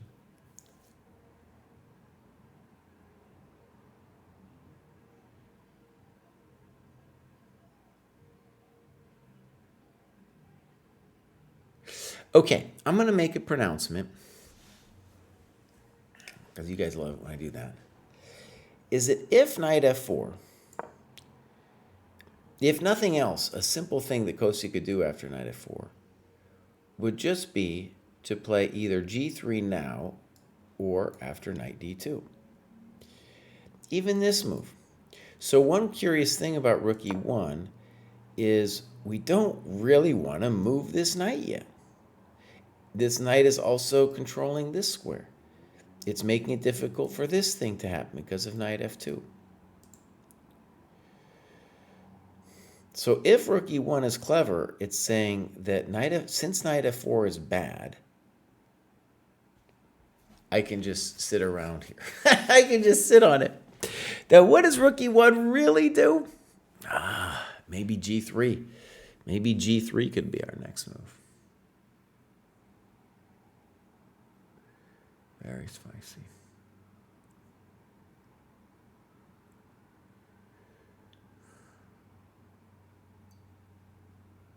Oh, there's just so much spice in this position.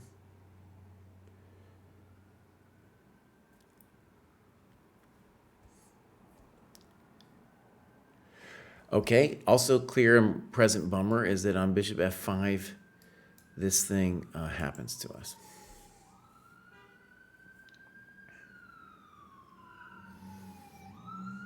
Now we might well get a 20-minute think or something from Big Mick. One of the crazy things about what Big Mick did was, you know, let's go back a second. So the big decision was here, King B1, and Big Mick thought for 20 minutes here and played the very committal FE4. And there's so many things that black could do, white could do here. So it's like mind-boggling. So it's not, even though he thought for 20 minutes on it, it's not like he can calculate it all out. I'm guaranteed of all the things he was afraid of, he wasn't afraid of rook e1. Now maybe rook e1 is a stellar move, but I'm just trying to say Big Mick couldn't have calculated that bad boy in advance. Both players will start getting a little, or more than a little, exhausted soon too, because calculating all this stuff is not so pleasant for a peasant. It's exhausting. Now I want to say about knight f4. Maybe g3 works, maybe it doesn't, but the point is that, like, even if I move this knight first and then play g3, I don't know what black's doing. See?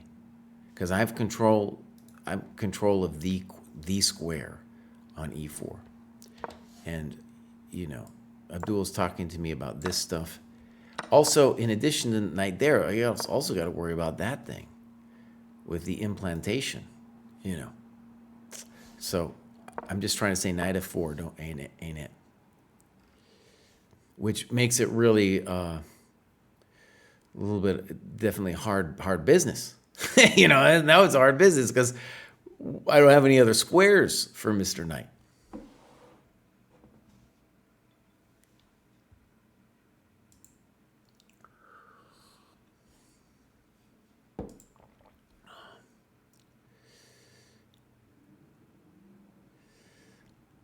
Okay. So there's Big Mick. And now we're going to go to the other game real quick. Bishop d7 was played. A good move. At least I didn't see anything better.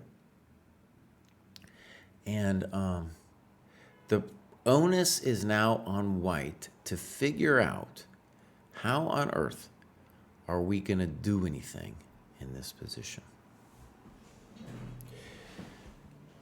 Now, I think the first thing that would go through my head would be, what about king h1? Just intending f4. Black has a variety of responses. I don't think that bishop f2 works, though, because of g3. That's my guess. Maybe there's some way it could work. But anyways, king h1 would be an idea. And then maybe like rook f7, and we can't actually play f4 because of ye old knight g4, right? And the bummer for white, too, is like if rook f7 comes and this rook gets activated, dude, white needs to something. It's not just about the lost pawn, by the way, anymore. It's that black's the one who could have the juice over on the king side. Again, this thing isn't doing anything. Now, let's check, because the other big one would be, what if I take? Snip.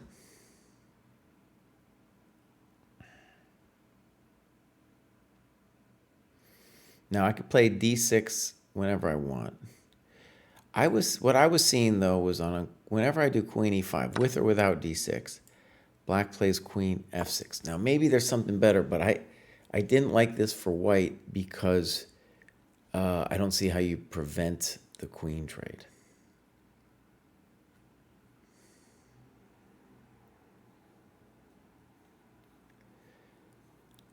Oh, this looks fine for black. Yeah, it looks fine for black.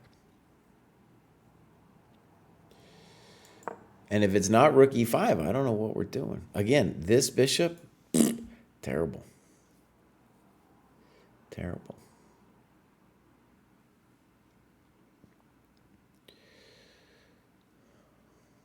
So, Chess Nerd. Chess Nerd looks like he's doing fine, man.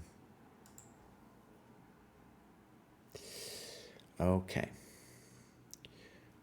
Let's go back to Kostya for a second. We got rook e1 on the board. 25. Okay, let me just reiterate something I was telling Sombrero. These King's Indian battles, this is totally typical. Like you get 16 moves in, not that much time, and then all of a sudden people tanking because it's so intense. Just absolutely tanking. All right, I'm gonna flip the board just for a second. I just want to imagine what I would do if I was Big Mick. One of the natural moves, Queen e7, just doesn't feel right anymore because of this thing. And then we can start asking, well, what is it, Baus? What is it that I'm going to do here?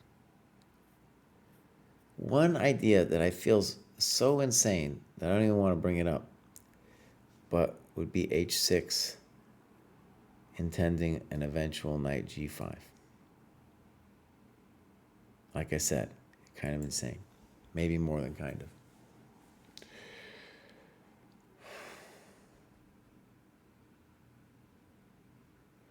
Another move that I really don't believe in, but I'm sure Big Mick is thinking about is, does that move do anything for me?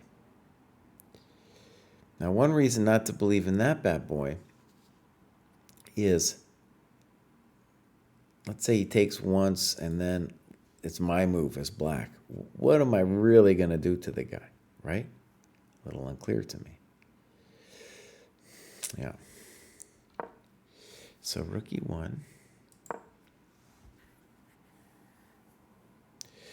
Dude, if Kostya won this game, oh man, he's looking great for the GM norm. Fantastic, dude.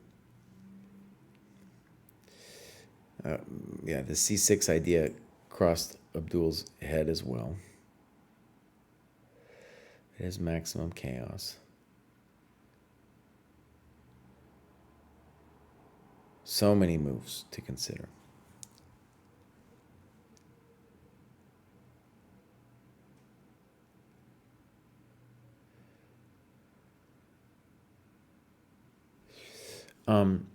Bishop g4 is a simplistic move with the idea that now when I come back to f4, you can't easily g3 me. So bishop g4 is a thought. Again, if knight here, then we have this coconut. So bishop g4 definitely, well, actually maybe bishop g4 is just a blunder though because of knight h2. Yeah, it looks like a blunder. Yeah, okay. So bishop g4 is out, I think. Knight f4 just looks clearly worse for black. But then, you know, it's like, yeah, what am I going to do?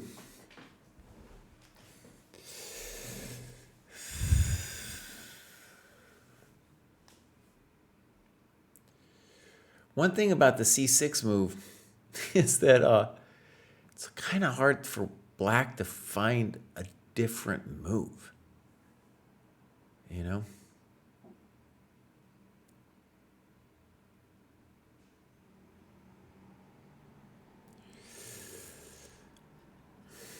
All right, let's flip it and just see white's perspective on c6.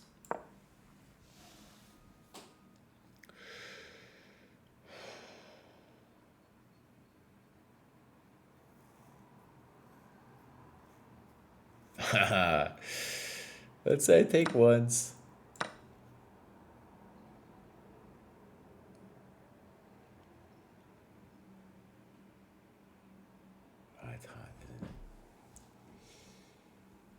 Here's a funny where this other G3 variation, right?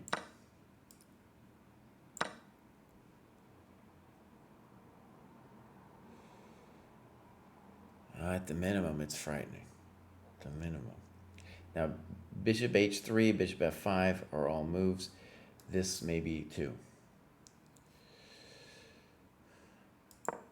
So again, the reason c6 feels suspicious is because you're ultimately going to let this guy out. But it would be a very hard move to deal with. Plus, I don't know what else black is going to do.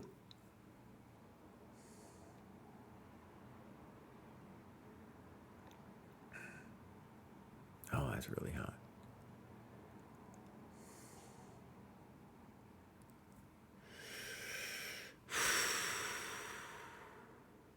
Right, bishop f5, gh. I don't think that works. Ideally, though, yes, we want to put our bishop on f5.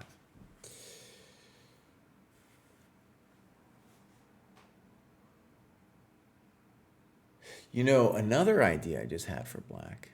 It's a little bit insane, but maybe. I don't know.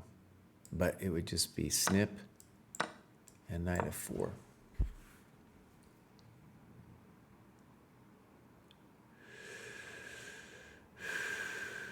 That would be speculative. Okay, at least we're coming up with some ideas here. So rook f3, c6. There's also a really interesting question for black. It's like, if it was white's move, we call this the null move.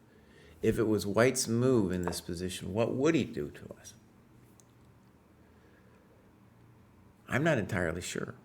I don't know, man.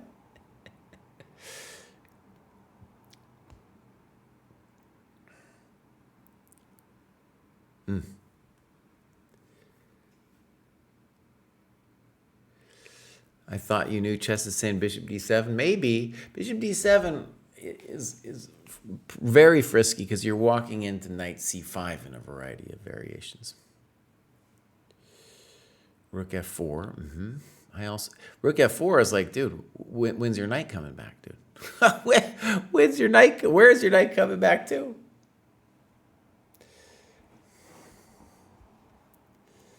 Oh yeah, we got some hot moments, my friend. Okay. So we're still at bishop d7. This old timer is losing his clock advantage. Let me just say some basic stuff, man. Like, if you don't play rook e5, again, I don't think rook e5 works. Let's say you play bishop b3, then you got to start wondering about ye old bishop b5. You know, then you got to worry about ye old bishop b5. So this is a very unpleasant moment for white. Unless he finds a way to make rook e5 work, which I don't see how it works, but that's the only possible joy that he could get, I think. Oh, here's an idea, actually, for white. Maybe I got an idea. This would be easy to miss, too. Rook e5, de, knight f3, maybe an exclam.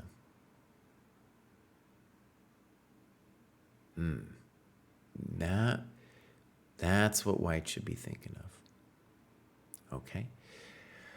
I don't know where the queen goes. Let's put it on e7 for... No, don't put it on e7. e7 loses immediately. Let's say you put it on... I don't even know where to put it yet. This is what I'm trying to say. Let's say f6 or something. Knight e5. Here we can claim compensation. For sure. Because the knight ain't going nowhere. That knight is there to stay. Now, I'm not saying white's winning or anything, but he's got good play at least. Okay, good. So I think that's... Am I missing anything here? Rook e5, de, knight f3. That looks like white's only chance to keep El Gamo going. Yeah. I think unless there's something else, he's going to find it, because this is process of elimination time, right? It's like, what are we doing, man? Because rook e5, queen e5 don't work. Then you're going to find knight f3 after that. Yeah, I think that's what's kind of a thing there. So maybe this guy can put a little. What would be nice about that for white too is that the pressure would really then switch, because after knight f3, then it's a big decision for black, and the knight on e5 will just be super strong. It'll block the e file too, you know. It'll block the e file, and that'll just be kind of a bummer in its own way.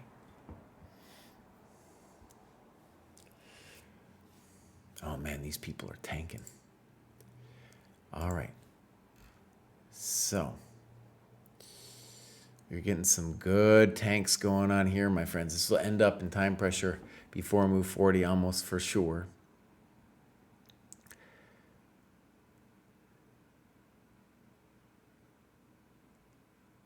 One thing I want to say about the rook f3 idea is it gives me comfort that I can bring the knight out with that idea. By out, I mean back to f4, right? And that might encourage me then to be more sanguine, if I'm allowed that word, with a move like c6.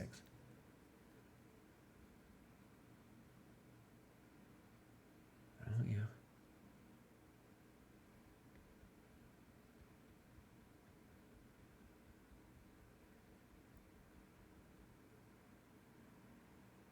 Big Mick is great at positions like this. He's also, you know, when it comes to things like exchange sacrifice, he loves it, dude. He's ready. He'll sack an exchange, no problem. Now, here we go.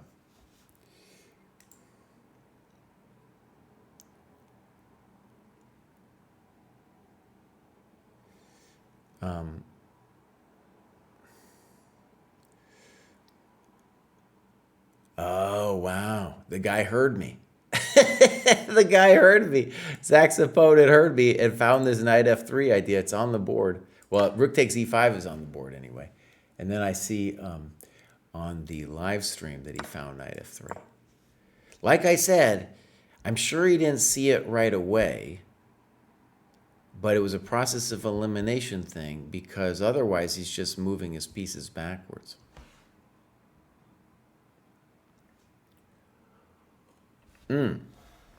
So here's what we're saying about time pressure, my friends. It's going to be a difficult momentito right here for friend of the Chess Dojo, Zach. Dude, it's going to be difficult, because where to put the queen? Very hard to say. Very hard to say. We can outlaw queen e7, but otherwise we have queen g4, f4, d8, h6, h5. All of these moves are candidate moves. And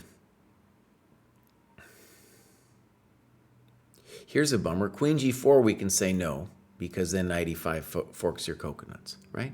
Okay, so queen g4 is out. So we've outlawed. So this is, again, a little bit process of elimination. This one's out. This one's out. So let's consider this for a second as the most natural move. Knight e5.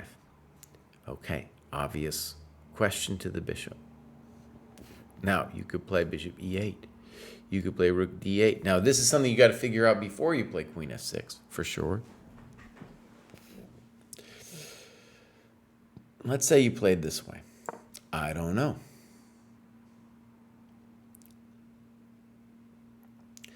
This one, maybe we can rule out, actually, because it goes d6.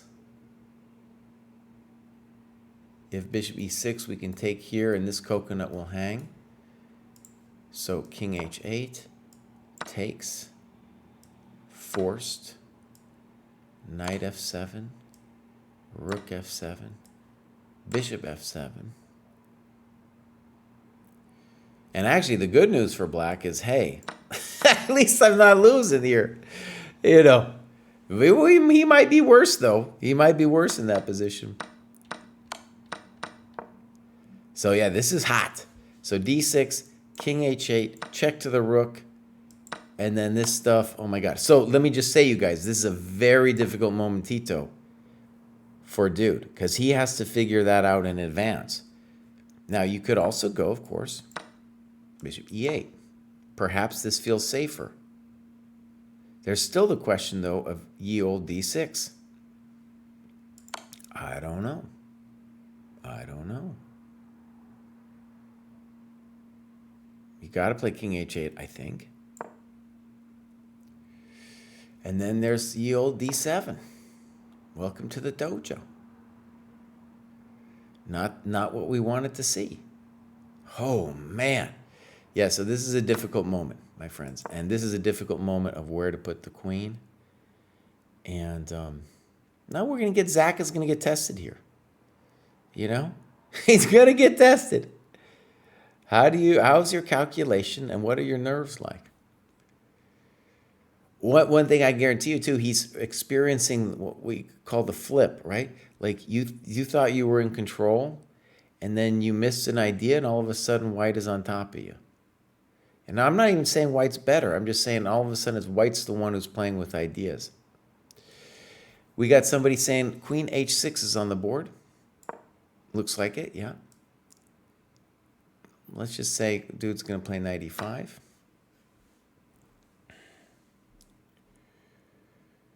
Right. Uh-huh.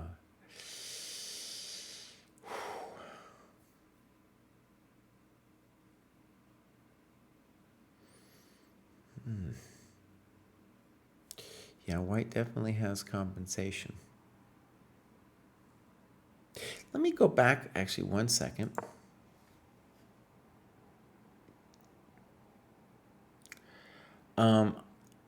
If I were Zach's coach, which I'm not, I would say f5 is probably fine, Dude. But what he did was he committed himself in this position when he didn't have to. He could play just bishop d7 now, for example. Instead, he wanted to, destroy his opponent and then wasn't developing his own coconuts first. There was a moment in the last game where he played g4 and the opponent instantly responded hg. But I was like, oh, g4, incautious pawn move, an unnecessary. And that's a little bit my sense of this f5 move too. Even if the computer says it's okay, we're taking on, I think, more risks than we needed to do. And I didn't see rook e5, knight f3 immediately. It took me a second. But I do know that f5 is oh, well, somebody offered, some chances. Okay, so let's go back to the situation. We have knight f3, queen h6, and Dude played knight e5, and now Zach is thinking. Okay, very spicy situation. Now, there is one piece of good news for Black, I think, and that is it's not super easy for me to see how I bring my rook into the game. And if I'm going to beat Black, I'm going to need that. I think I'm going to need that rook in the game.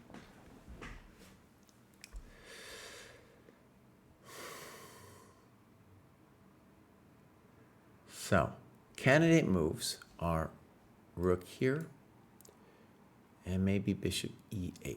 Bishop e8 I like less, though, because right away we get to push d6 and d7.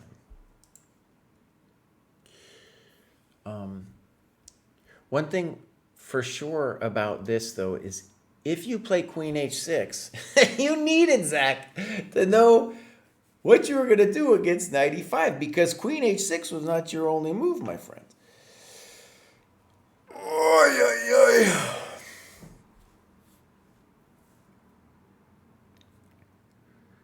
All right, so bishop e8 looks poor. Let's consider rook d8. Rook d8, well, at the minimum, I got d6, and bishop e6 doesn't work because I go snip. Maybe you can play rook c8, but in any case, if you take this thing, then of course I take and take. Rook c8, maybe, I don't know. We're getting frisky over here, getting real frisky. Queen b3 is going to be a thought.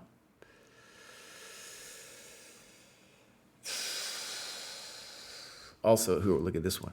Bam! Bam! Bam! Check the miserable king. Oh, man, didn't go our way. Right? Didn't go our way. Even this isn't necessarily lost. It's just poor. Okay, so I think queen h6 a little too... Yeah, you got to know what you're doing after knight e5. You can't just play queen h6 without knowing what you're doing against knight e5.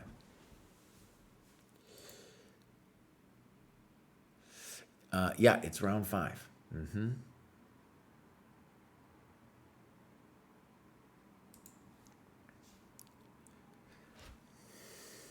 Okay. Maybe I need some music, you know? What I've never understood about the music, though, is like, there's always some copyright issue, you know? I don't want to deal with some copyright issue.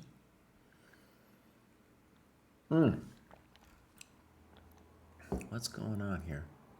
So on the board we have knight e5, but here it's saying that dude is thinking after queen h6. What are you doing? Of course you're going to take on e5. What are you doing, buddy? No, so this guy is also taking way too long. All right, back to our primary game, and check it out, my friends. Big Mick is still thinking. The times are now getting equal. Oh yeah, here we go.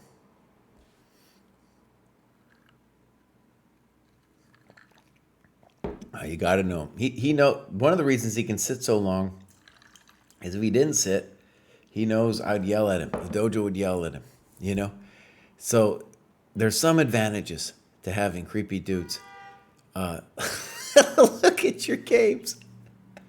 Nose is here. Hi, MD Knight as well. Nice. Got some people.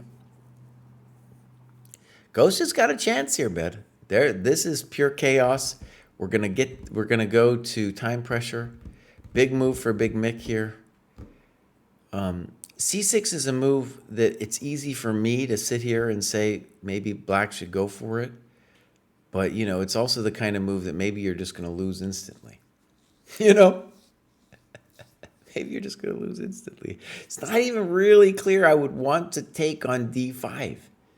If, like, let's say I play c6. Let's say it's my move now. Let's just say it's my move. Do I want to take on d5? I don't know. I give him that nice c4 square. You know, I don't know.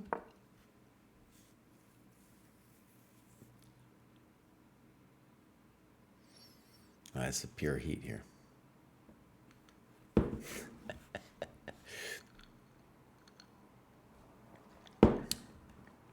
Yeah. Very difficult decision. Big Mick did this himself, dude. He took forever on move 17, played fe4. Didn't have to go crazy like that.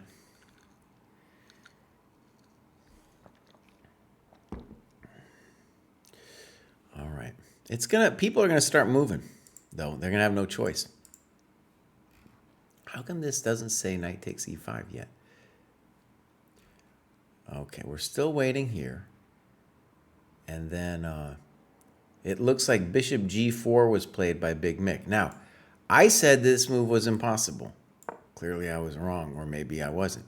Anyways, I didn't understand why doesn't bishop g4 lose immediatement to knight h2.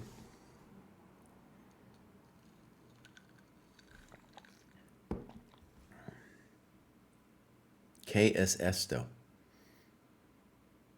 my friends. KSS though. So we'll see how long he took on that and stuff. But can someone help me out? Am I missing something? Why isn't black losing all his coconuts after knight h2?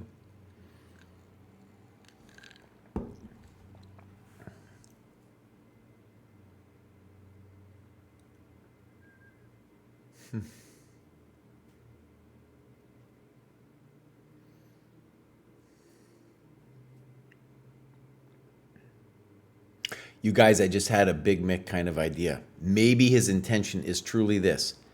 Knight takes,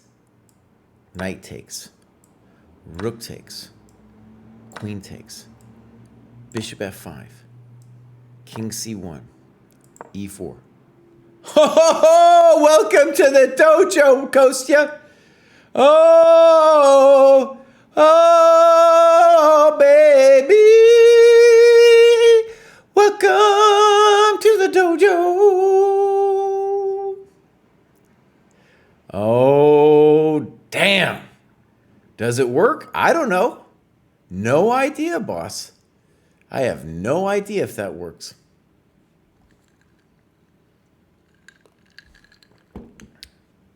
I could not tell you if that works. Here, white has all kinds of things. G4. Man, all kinds of moves. It's not even clear immediately what the mate would be, just that it's absolutely terrifying.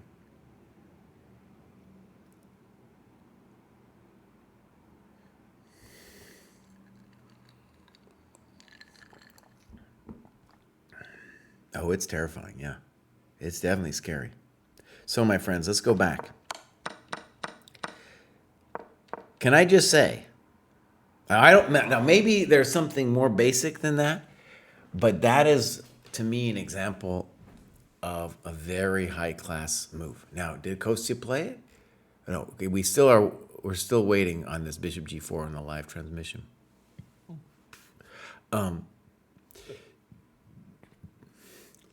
For example, now I'm doing this Woodpecker book. It's kind of enjoyable, but there's always like an answer. This is like black to play and create drama. And so I was looking at Bishop G4. I discarded that thing because of Knight H2.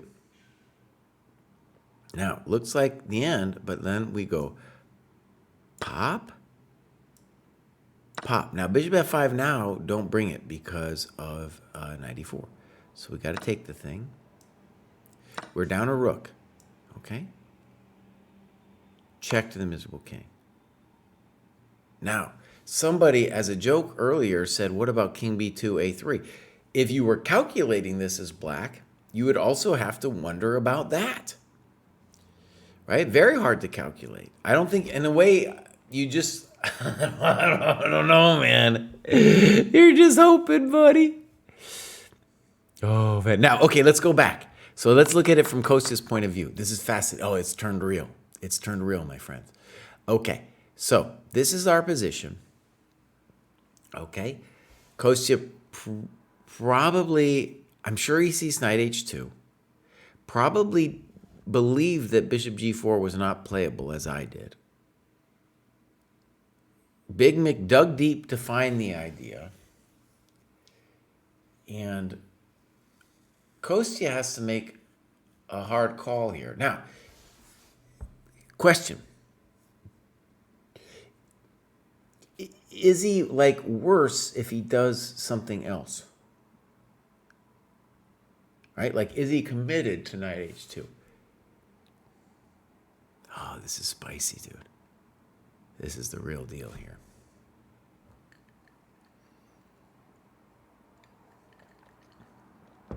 Okay, so for example, if you decided you were in trouble in that variation, or you didn't like the look of it, you could bail. It's funny, I was going to say you could bail with Knight G1. The hilarious part about that is, though, that if I wanted to, I could still do the Knight F2 thing. Right? I can still do it. So that wouldn't, it just be the difference of Knight G1 versus Knight H2. Whew. Okay. Dude, Big Mick is bringing it here. Again, do I know it works? I'm so happy I don't have the computer. Computer would just tell us, you know. Kostya played Knight H2, my friends, on the board. And Knight F2. I'm good, buddy. Oh, I saw Big Mick's intention. All right, let's look at Kostya's face. He's poker face. He's poker face. Ooh. Damn, that was a real move, man. Big Mick, dude. Man's got balls of steel. Okay, here it comes. Knight F2. Damn, Doss. Bam. Whoop. Welcome to the dojo. All right. So oh, man. Big Mick, no. There's a reason, my friends, they call him Big Mick. They don't call him Big Mick for nothing. Okay? They don't call him Big Mick for nothing. No, Abdul, we've already been down this. I foretold this about 10 minutes ago. And now you got a choice between King B2 or King C1. In either case, I am playing E4 and Big Bertha's coming out. Bishop F5 check on the board. Damn. Again, I have no idea. I don't think he knows too. This is a real problem for Kostya, dude, because King C1 and King B2, all of it, both of them seem plausible to me.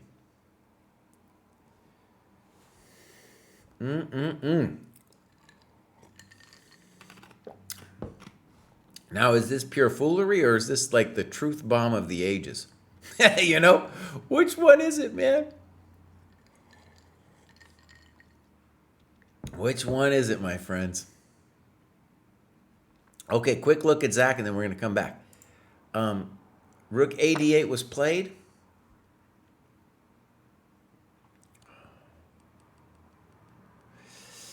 Now, I think this means that Zach's opponent can at least achieve equality with D6.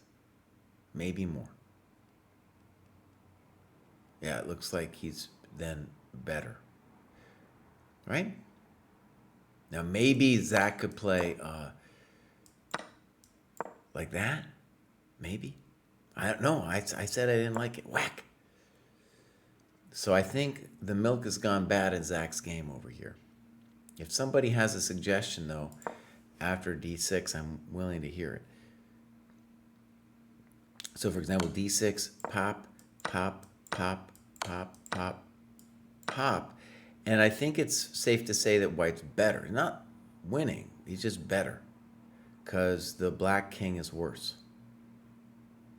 This is why dude needed to think about all his options. And I think Queen H6 was definitely played a little too quick there. Even though it took 7 minutes.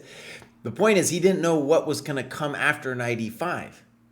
Is that true? Am I being fair? Well, he thought for 2 minutes. I don't think he saw this. I don't know. He missed something here. Or either that or I'm missing something. See, there you go. Bouncing across. I mean, mate is strong. Okay, they have a good point, my friends. However, let's talk about this. So, my friends, look at that. I was so pumped on the Kostya game. I wasn't thinking enough here. And they have a good point.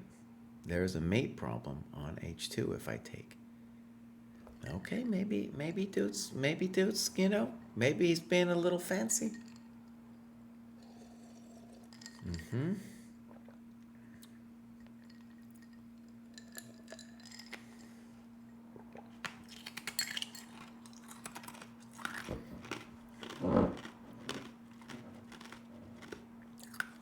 So in that case, no, but this is, yeah, you could do it this way. Okay. My sense here is that white is what? Still better? Yeah, my sense is white is better in this position after rook e1.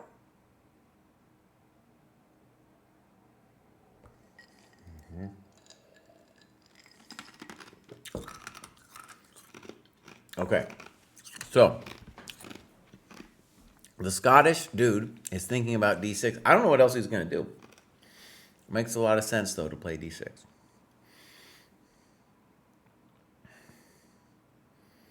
Definitely seems like d6, bishop e6, dc is good for... Here's a funny thing. But I just want to admit, I was totally not thinking about the mate on h2. But I just want to stress one hilarious thing about this variation. Is, well, there's no, I was going to say the knight's controlling this square. There's no need to in this variation, Bows. Okay. So. All right, so we're anticipating d6. Now, let's go back to Kostya's mess.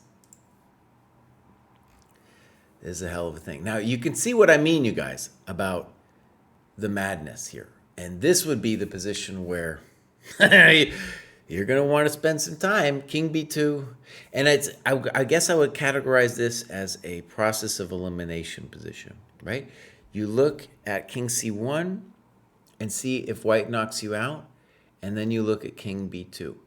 And I want to stress it's hard to knock it out because king c1, let's just, that to me is the more natural move, but let's just, put that for a second.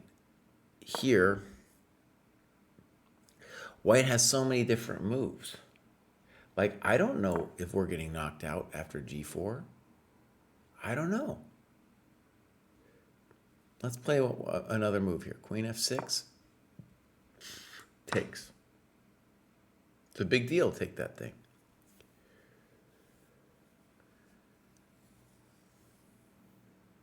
Oh, look at that, though. Bang, bang, bang, bang, bang. And all of Kostya's dreams are done. Okay. This is what I'm talking about. This is what I'm talking about, my friends. Okay. Let's just talk for a second. There is no effing with Big Bertha. There is nothing you can put in that bishop's way, right? And temporarily, these guys are down. So maybe from Big Mick's perspective, he could say, well, as long as g4 doesn't work, and it looks like it doesn't, then I am fine.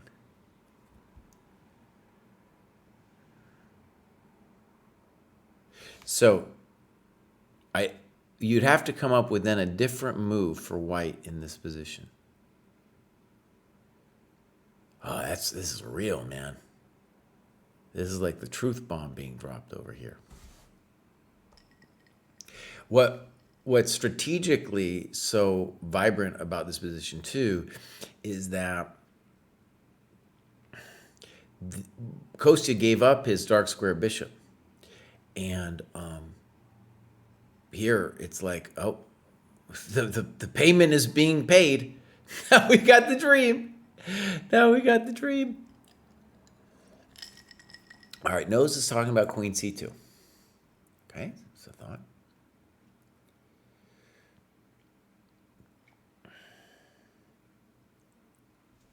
All right, what are you going to do?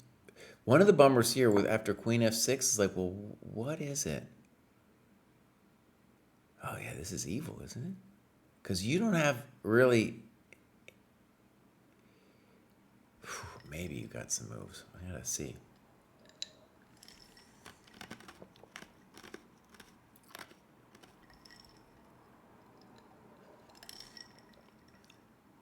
Okay, just hear me out here. So bishop e2, check to the miserable king. Here. Now, this looks like a draw to me. Okay. So black has a draw if they want it here. But then we also have bishop h6, king c2. That doesn't look good, does it, my friends? e3. Oh, effing hell. Truth bomb. Truth bomb. And this is mate. We're getting mated. Dang!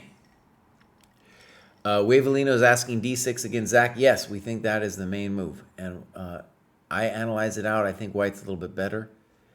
Both these games are going to be... Let me just say this. Mistakes will still be made. Probably by both sides. So, very difficult momentito for Kostya, man. This one's hard. Now, let's just briefly look at this one. Maybe we can... Because the point would be is if Kostya can figure out that this is losing... then he can just play king c1.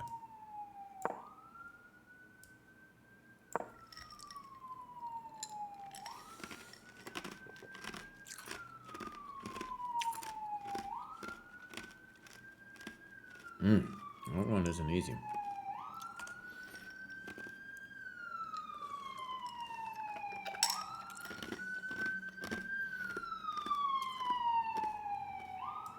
Now, I'm worried on queen c2 that e3 is just going to hurt too much. Maybe queen d2?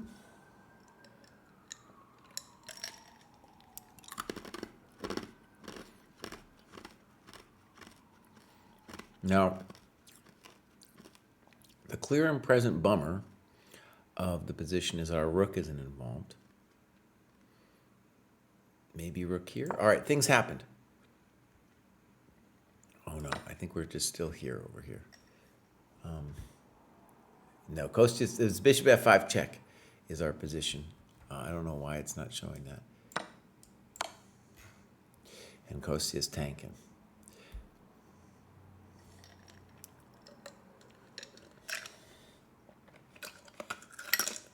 All right, let's look again. King b2. Here it comes. All right, so this is officially on the board. Oh, man, this is a lot, dude.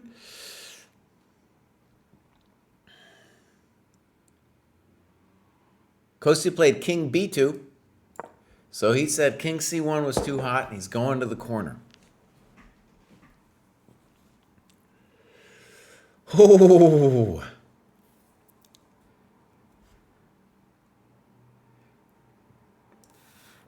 e4 was played. Kostya plays king a3.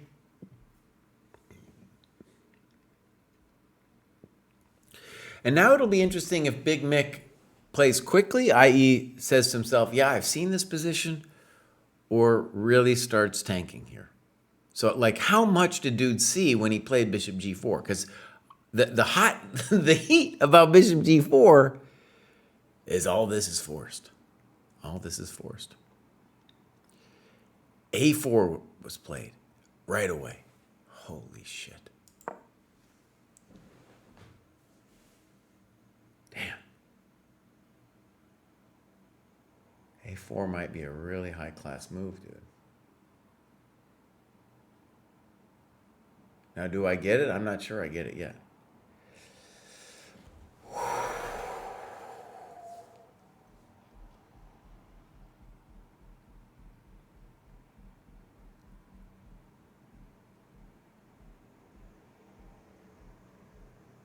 I think I might get it.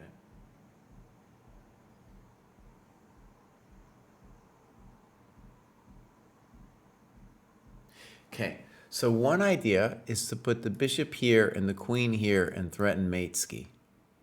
That's one. Another idea is obviously if I get the queen here. I don't think we're getting our queen there, though. Oh, a4 played quickly, dude. Oh, damn. Damn. This is the real deal. I'll be right back.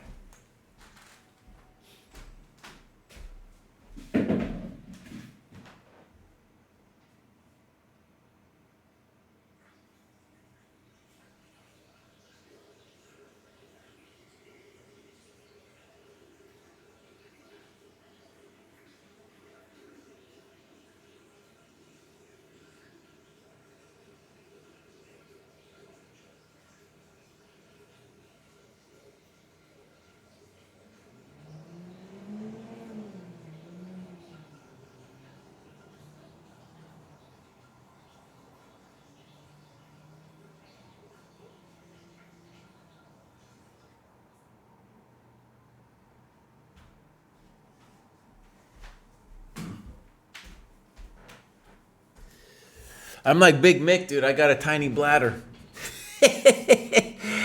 Okay, it looks like g4 is on the board.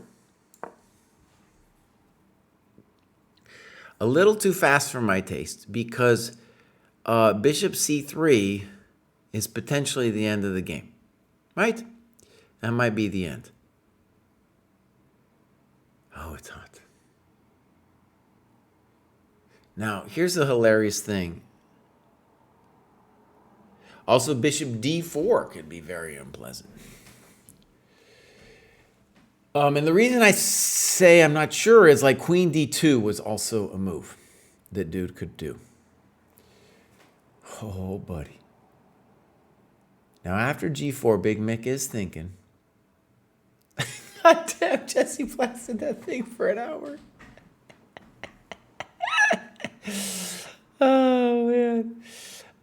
It's true, man. It's true.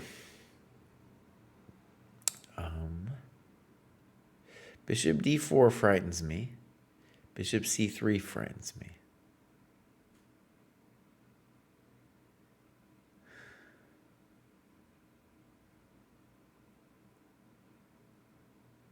Now, if you remember, we were looking at this g4 idea also with king c1. And basically, right, even though white is up a rook, we got to get rid of the bishop on f5. It's too powerful of an attacking piece.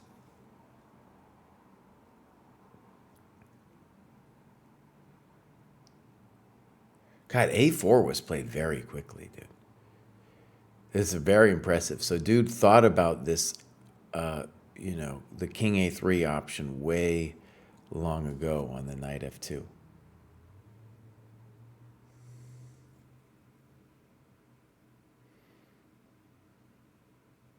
And really, it's weird. Like a4, the main thing it does is prevent the king from going to a4. All right, a couple things here. Bishop d4 candidate move, queen f6, bishop c3, and also c6. For example, c6, let's say we take your coconut and I go here, I think you're done. I think that's it. All right? What are you going to do? That's too much juice.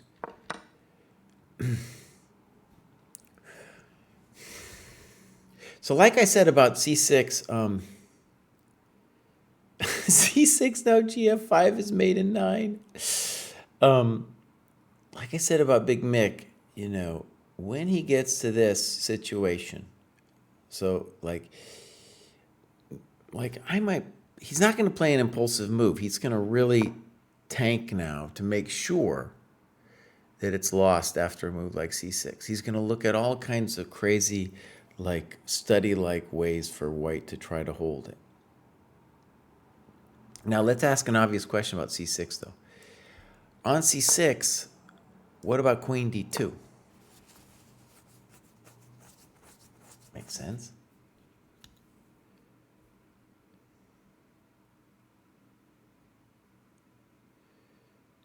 There's so much going on here, dude. Here's an evil. Pawn takes, threatening b4 mate. Pawn takes c4. gf, check the miserable king. Queen b4. Good night, Lucy. Big Bertha strikes again.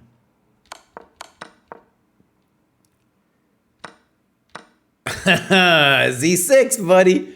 But it's looking like a hell of a drug. Dang. And we have people saying bishop c3 also looks real critical. Yeah. c6. C6 would be, if we can make that thing work, that's what we want, man, because it looks like it's crispy critters.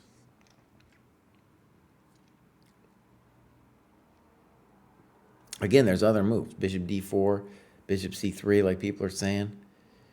He might be spoiled for choice.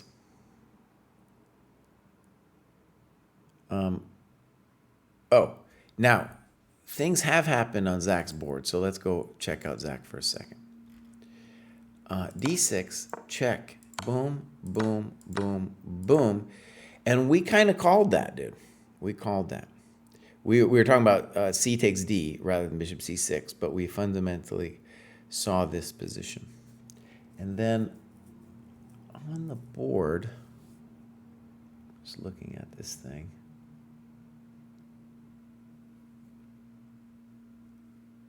I don't know what happened, dude. We'll figure it out in a second. But somehow I just see a pawn on d6. So, right, white looks fine. They didn't deserve to be fine, but they now look fine. And I don't know what. Yeah. Maybe we'll get some moves in a second. All right. Big Mick, I think, will definitely take 5 minutes here. 10. Because now what we're doing here with Big Mick is we know this is the position, by the way, king a3, a4.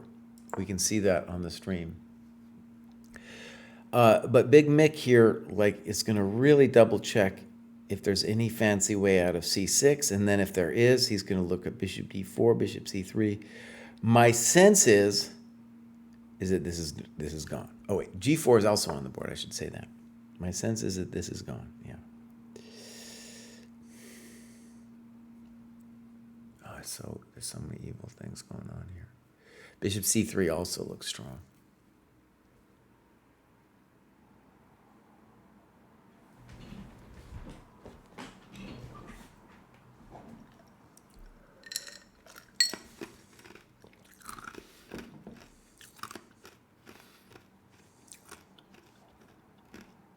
Okay, so yeah, this is our official situation. We're going to get e4, king a3, and a4 in a second. This is telling us the time, though. The time, I swear to God, even though this might be, the computer might make it seem like it's lost for one side or the other, the time is going to be a factor. A4 on the board. Yep. Kostya, I feel a little quick in pulling the trigger on g4.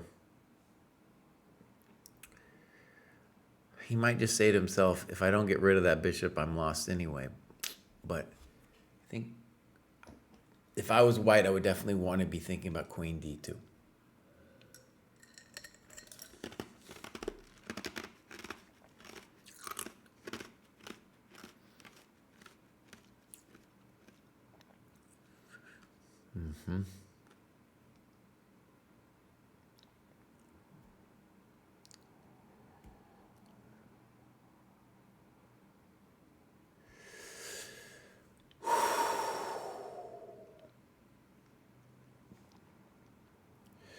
Kostya is at move 24 now. So they got, let's call it a little bit more than a minute per move. Big Mick, let's say Kostya's got a minute to move.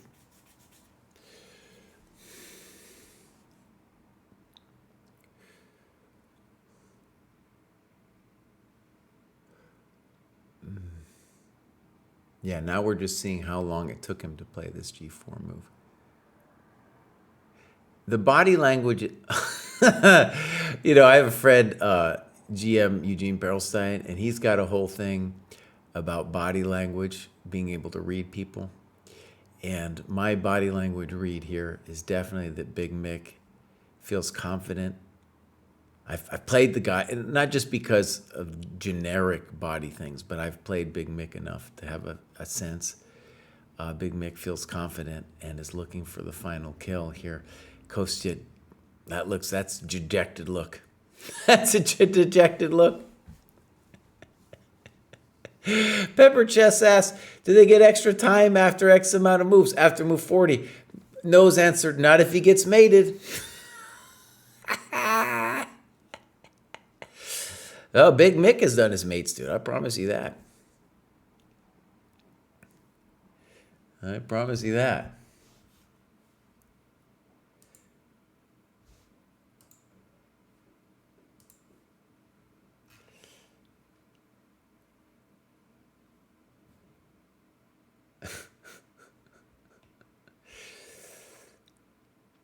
All right.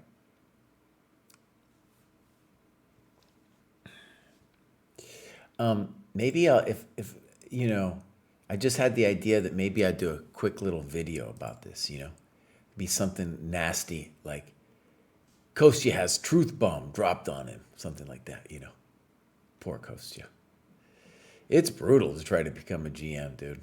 It is brutal. Totally brutal. All right, let's check in with this game. This is the game on the game in the position, the official stream. But we know that it's not quite this position, and their board is like lit up darker than Kostya's. I don't know why. In my poor eyes, I couldn't tell you, dude. I see a queen on g4, some bishop on h5 or something. It looks, the board position looks lost for Zach, dude. It looks like he lost his queen. That's what it looks like.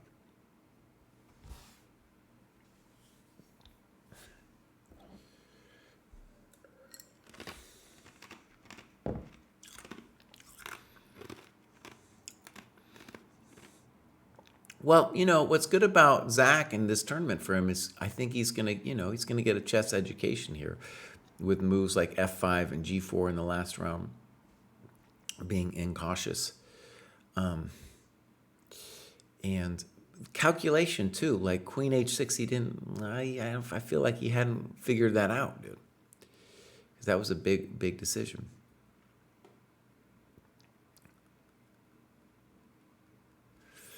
And this is confusing to me. What's happening? So, right, rook e1 was played. I called that. Thank you very much. And then I think cd was played, because that's just what I'm seeing on the board.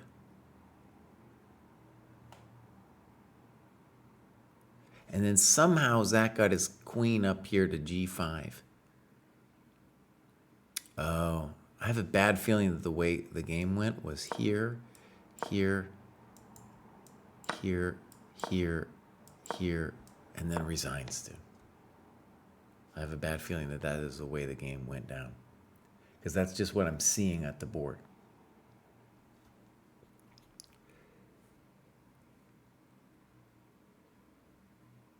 Yeah.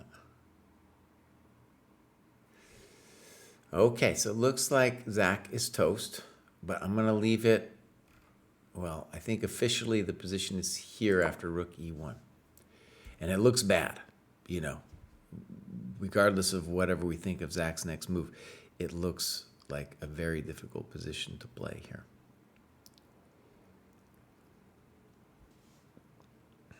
Yeah, I don't like f5.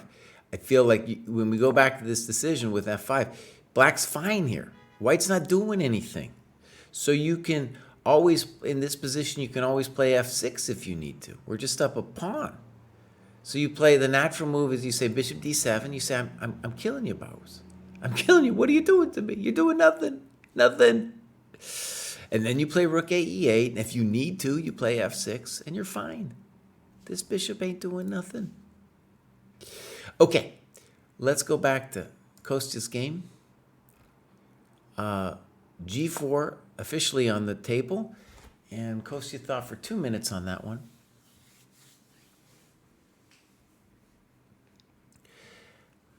And then it looks like Wavelino says bishop c3, and c6 was what it's hoping for. If Big Mix says bishop c3, then it's bishop c3, bud. If that's what he says, that's what he says. It's pretty evil. Let's look first at GF. Queen f6. Now, the first bummer that we're going to note is queen c5 trying to prevent this. Mate. So then you could consider this move, and then it goes like this. Boom, boom, bam! Oh no, baby, oh no!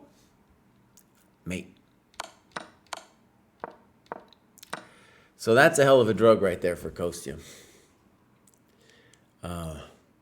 My suspicion is that c6 also won, but this, in a lot of ways, might just be simpler.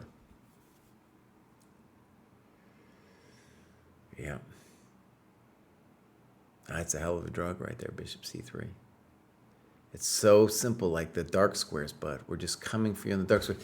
And the sad thing is, like, taking here, you still end up getting mated, with bishop b2.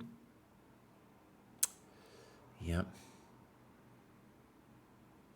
Yep, I think it's done, man. That's some dark square truth bombing. Some truth bombs going down for Kostya. Now, let me ask you guys a question. Kostya's all about creating content and stuff. If I make a video showing how he got his head bashed in, is that bad form on my part, dude? Or is it just all part of the game? I'd like to think it's all part of the game. I don't want him to make him mad or anything, though. But let's just be honest, dude. This thing that Big Mick did, that was class, dude.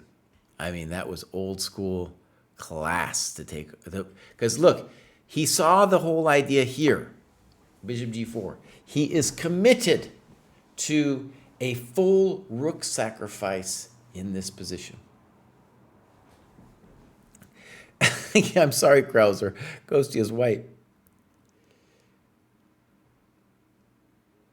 Well, sure, they've made videos of themselves getting wrecked, but do they have videos of their friends showing games where they were wrecked? I don't care. Dude, I'll show this, dude. Because dude thought for 45 minutes here, my friends. 45 minutes. Ooh, that's amazing. Yeah. 45 minutes, boss. Amazeballs. That is like, that's real, that's thought, dude. And, we can be mad at people. I can get mad at people for taking too long to move. But to play that thing, you're going to need 45 minutes, dude. And he, at the very least, he saw all the way. So there was two key variations, right?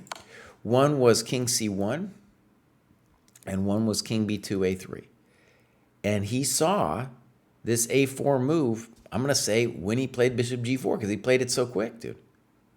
His next moves were all boom, boom, boom.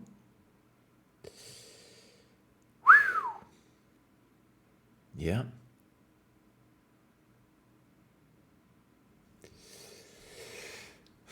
Wow, dude. Wow.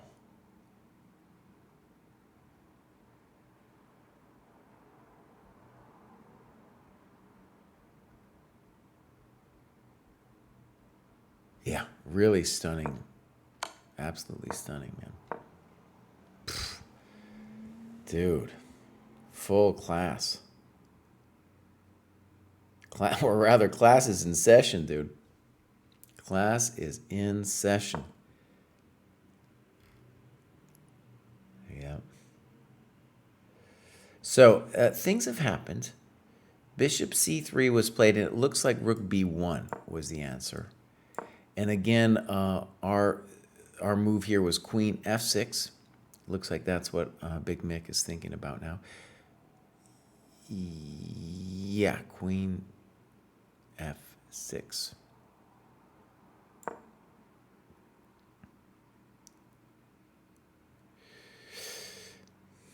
Looks hard to me, dude.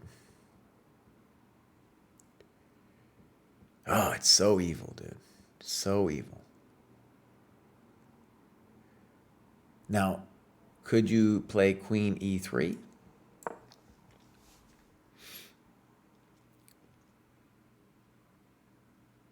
Okay.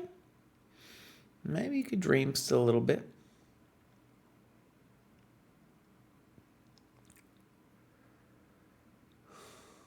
So the idea of Queen E3 is to stop the check coming on C3, because that's what Black wants. He wants to go here, Rook takes Queen C3, and end of game.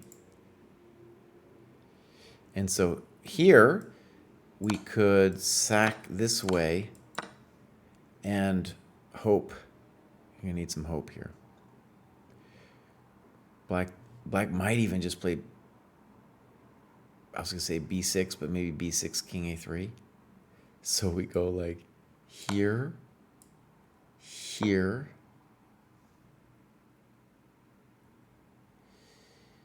and now maybe B6 wins instantly, because it goes B6, King C6, Queen F6. That looks like mate, dude. You gotta be a little careful. Gotta be a little careful. Check. We're gonna go ahead and say that that's mate. We're gonna make that pronouncement. And here, it looks like mate, but you have to check, make sure. Gotta check and make sure. It looks like that's what Big Mick is doing, in fact. So we have this position here, Bishop C3, Rook B1.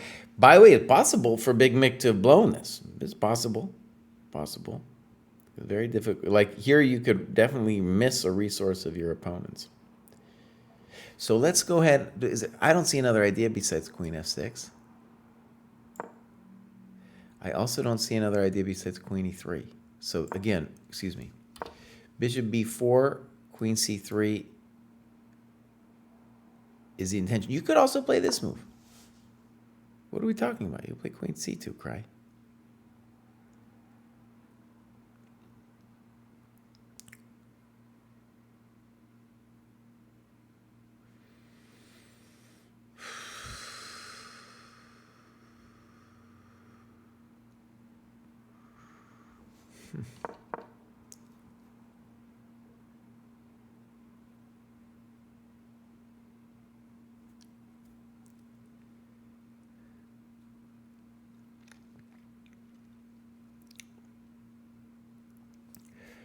Okay. Ooh, the game with Zach is over. Let's go look at how that finished. Yeah, so we had this. So it was really weird. So Zach thought for not too long and played Queen G5 here. Forces G3. And then took the pawn. H4. And now you would think that Queen H6 is forced. Now I think it's probably bad news, Queen H6, because of Rook E7. But this move, Queen G4, just loses immediately to Bishop H5. So, cruel wake up for Zach here. Yeah. And, you know, this guy, a little bit of a bullshitty, maybe you can call him a bullshit artist. I don't know. He's playing the old school, playing a little compensation, hope his opponent gives him a chance, and boom, got a chance. Yeah. So there it was. Stefan Mannion won. Yep. So. And Zach just turned off the stream. He was like, I've had enough. Now, my friends, did Big Mick blow it here, dude? Was Bishop C3 maybe a mistake? Because C6 looked pretty good.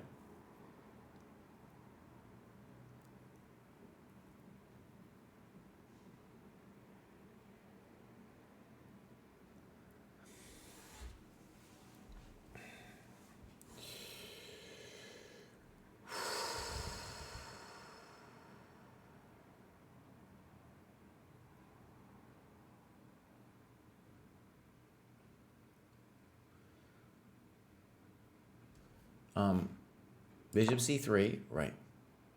So officially we're still waiting for Rook B1.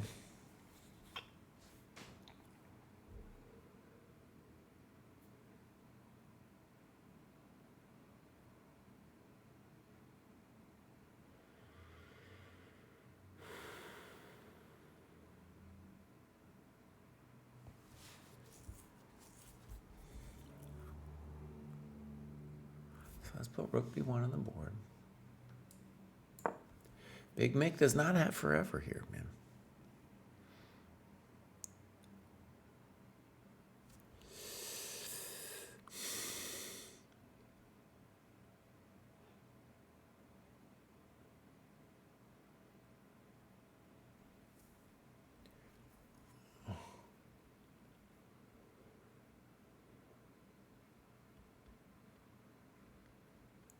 Okay, I just want to point out something obvious.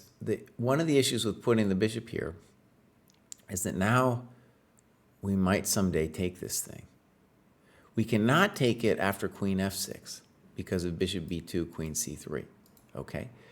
But in a variation like C6, we might well be able to take the thing. Okay, so Rook B1.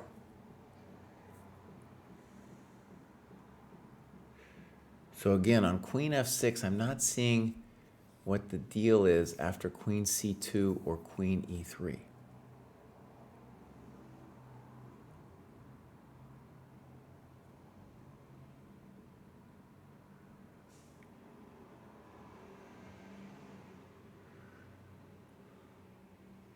Yeah, I don't see another idea besides Queen F6. It does look like he played Queen F6, as the chat's saying.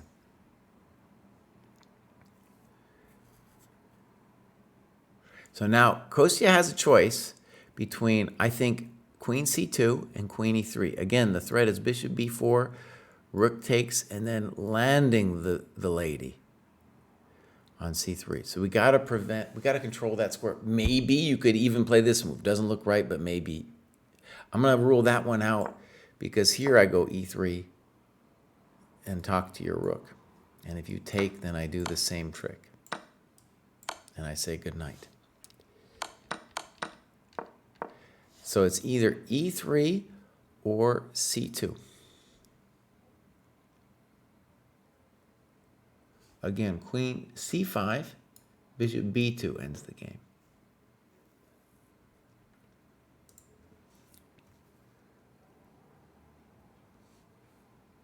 Oh, buddy. Now, I just want to say, we're talking about body language.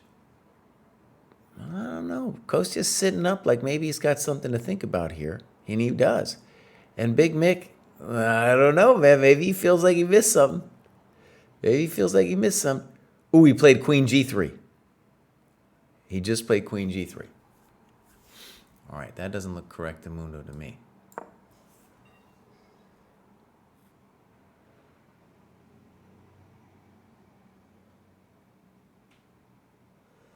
Dude. Kostya. Kostya. All right, I don't know. E3 looks like the end, dude. Because again, we're threatening bishop b4 still. So what do you got to play queen e3. I take your coconut, and I'm still playing bishop b4 bows. The point of taking your coconut is not to win the rook. It's to play bishop b4. Oh, no. How do you trade queens? Yeah, how do you trade queens?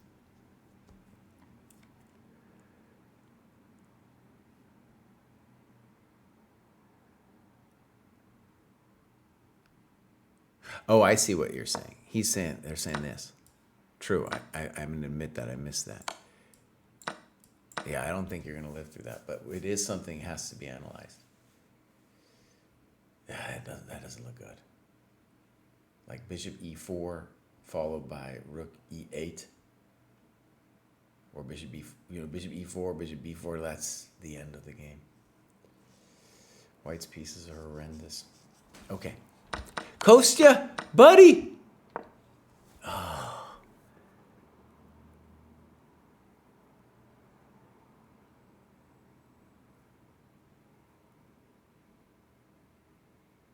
Oh no. Wavelino's talking about queen d4, d2. I mean, maybe, but why we don't need to do that no more? Because e3 is crispy critters. Now, what's our problem? What was White gonna do here? What was he gonna do?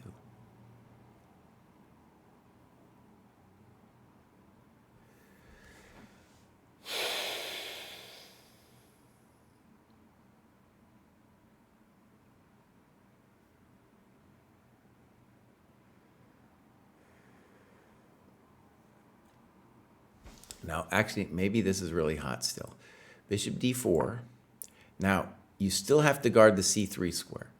If you go this way, I'm going to whack you with e3. So queen c1. And now, oh, what am I doing? I don't know.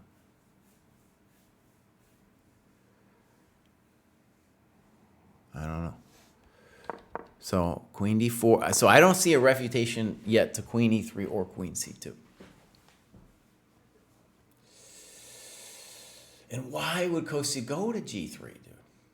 What is the El Punto of going to g3? Of all the candidate moves. What are you doing, buddy?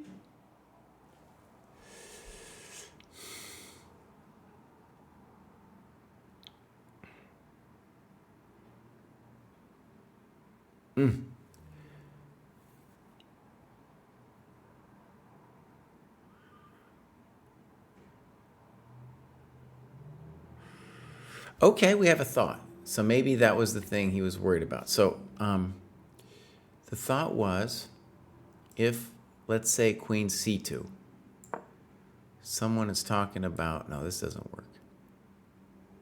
Ooh, maybe, hold on. So bishop g4, knight g4, check. Oh, No, this doesn't work, dude, because queen f3, I got this square. And queen f3 here, I just play here. So that didn't work. That was an interesting idea, though. I hadn't thought about the attack on the third rank. Wow, maybe I'm missing something. I don't know. But queen c2 and e3, first of all, they just look better than... Black played b6, dude? Wait a second. The queen's on f6. Queen f6 here, and black played b6. Okay. Now, honestly, maybe this was the intention also against queen e3 and queen c2. The intention being boom, boom, boom, boom, boom, boom. Okay, let's take a look off f queen c2 if this was going to also work against queen c2. Queen c2, b6. I don't get it. Here. What are we doing? Here, here, here, here. What are we doing? No entiendo. Now, if the queen were here, it does make sense, right? So let's see if we can outlaw queen e3 by b6.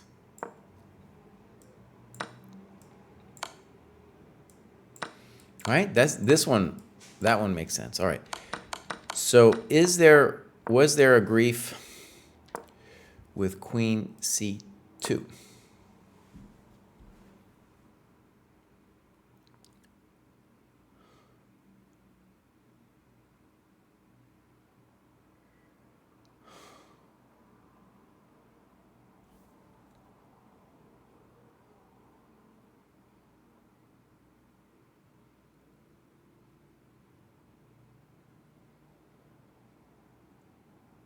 Oh, you guys, I might have a crazy idea. Look at this.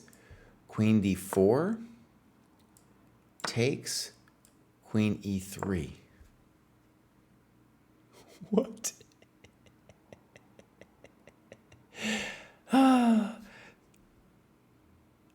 Wow, dude. What do you do then? What do you do then, bro? What? Dang. Dang, son.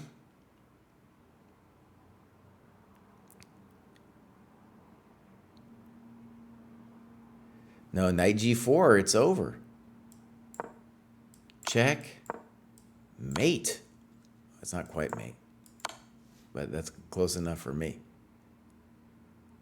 Yeah, that's close enough for Daddy-O. Okay. No, this was the intention, dude. He had a plan here. The evil dude. Look at that. We could take our time. You're in a box, buddy.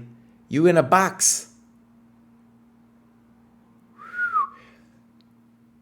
Oh, man. I was thinking maybe like, I don't know. I was thinking knight f3 takes. Wait. There's another move here. There's another move for us. Here. Here. Bishop d3.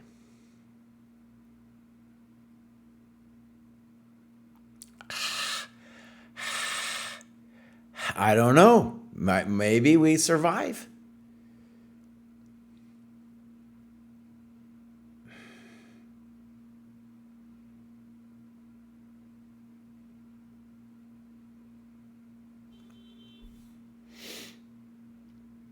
So evil, dude. Like, look at this. Bishop b4. If you go back, I give you a check. So I think you got to take.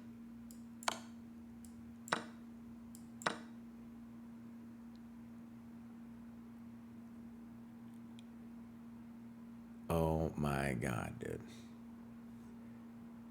The point being, as to queen c2, it was not so easy for this peasant to figure out. Rook b1, queen f6 is what we got going on here.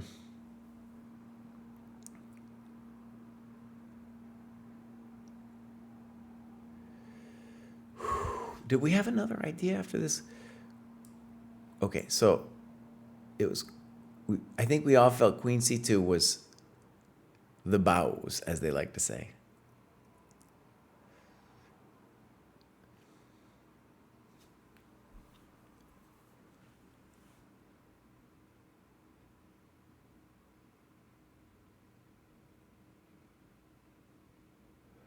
At least there he's alive, dude. Dude, the move that he hit him with B6 was so... I mean, at that point, after Queen G3, it just seemed like E3 was winning, but B6 is just so cold. It's just saying, that's it, buddy. Game over. Bishop B4 next. All right, so there we have finally Queen G3 on the live transmission.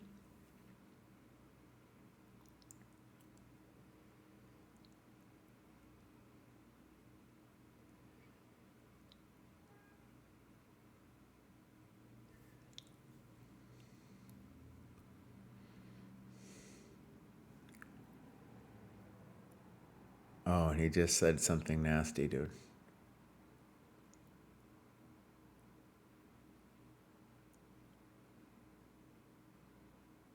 It looks like a bishop on B1, but that doesn't make any sense to me. But how does he get bishop takes B1 and he resigned? Dang. Dang, dude. Dang. What a game, dude. Oh, buddy. Yeah, it really was. That was an amazing welcome to the dojo moment, dude.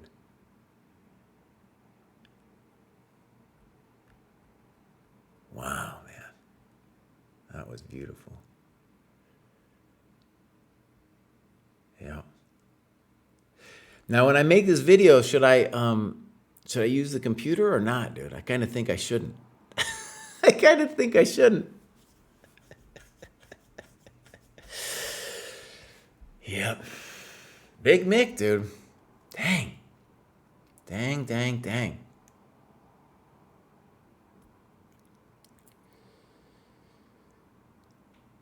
Thank you, Chess Under Fire. Now, I do want to wait just a couple. Well, I'm going to wait anyway just to see this thing. And then I'll make a quick vid, like a 5 to 10 minute vid about just the idea.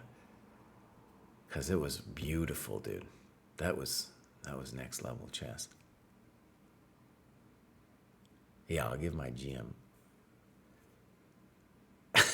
Roast Kostya without the engine, and then you roast yourself once you flip the switch. Yeah. Okay, so it was E3. Someone said B6. And E3, though, made a lot of sense. What I actually still haven't figured out, though, okay, is what was the win after Queen C2? I still haven't figured that one out.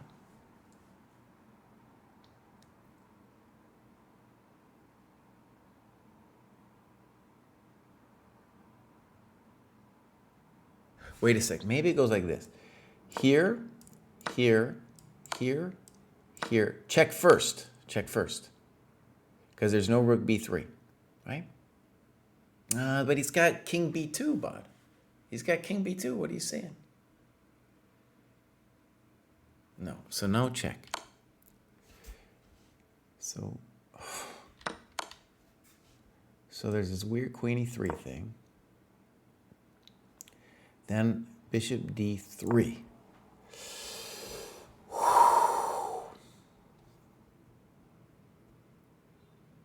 Oh, man. Now, I just want to make sure, am I missing some other idea?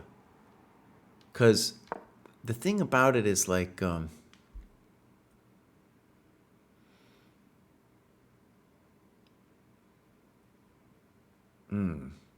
oh, they're looking at like the computer or something like that over there. See, they're doing like a commentary thing and they're looking at the computer. We're not going to do that, my friends. I don't know how to get the sound on their business anyway. Kostya would have to I think you would have to turn on his sound for this to happen. And so anyways, they're doing official commentary. I'm not going to look at the computer, bud. I'm not going to look at it. All right, my friends, that was really great. If you are interested, look for that vid coming out soon. Thank you for joining the show. Kostya's dreams are fading a little bit. Tomorrow, I'm going to be around to do the graduate show, and I think Kostya's round is like earlier or something. So maybe we'll probably have somebody doing just maybe without the commentary, but that'll be going on. And then I'm going to try to do the whole show tomorrow.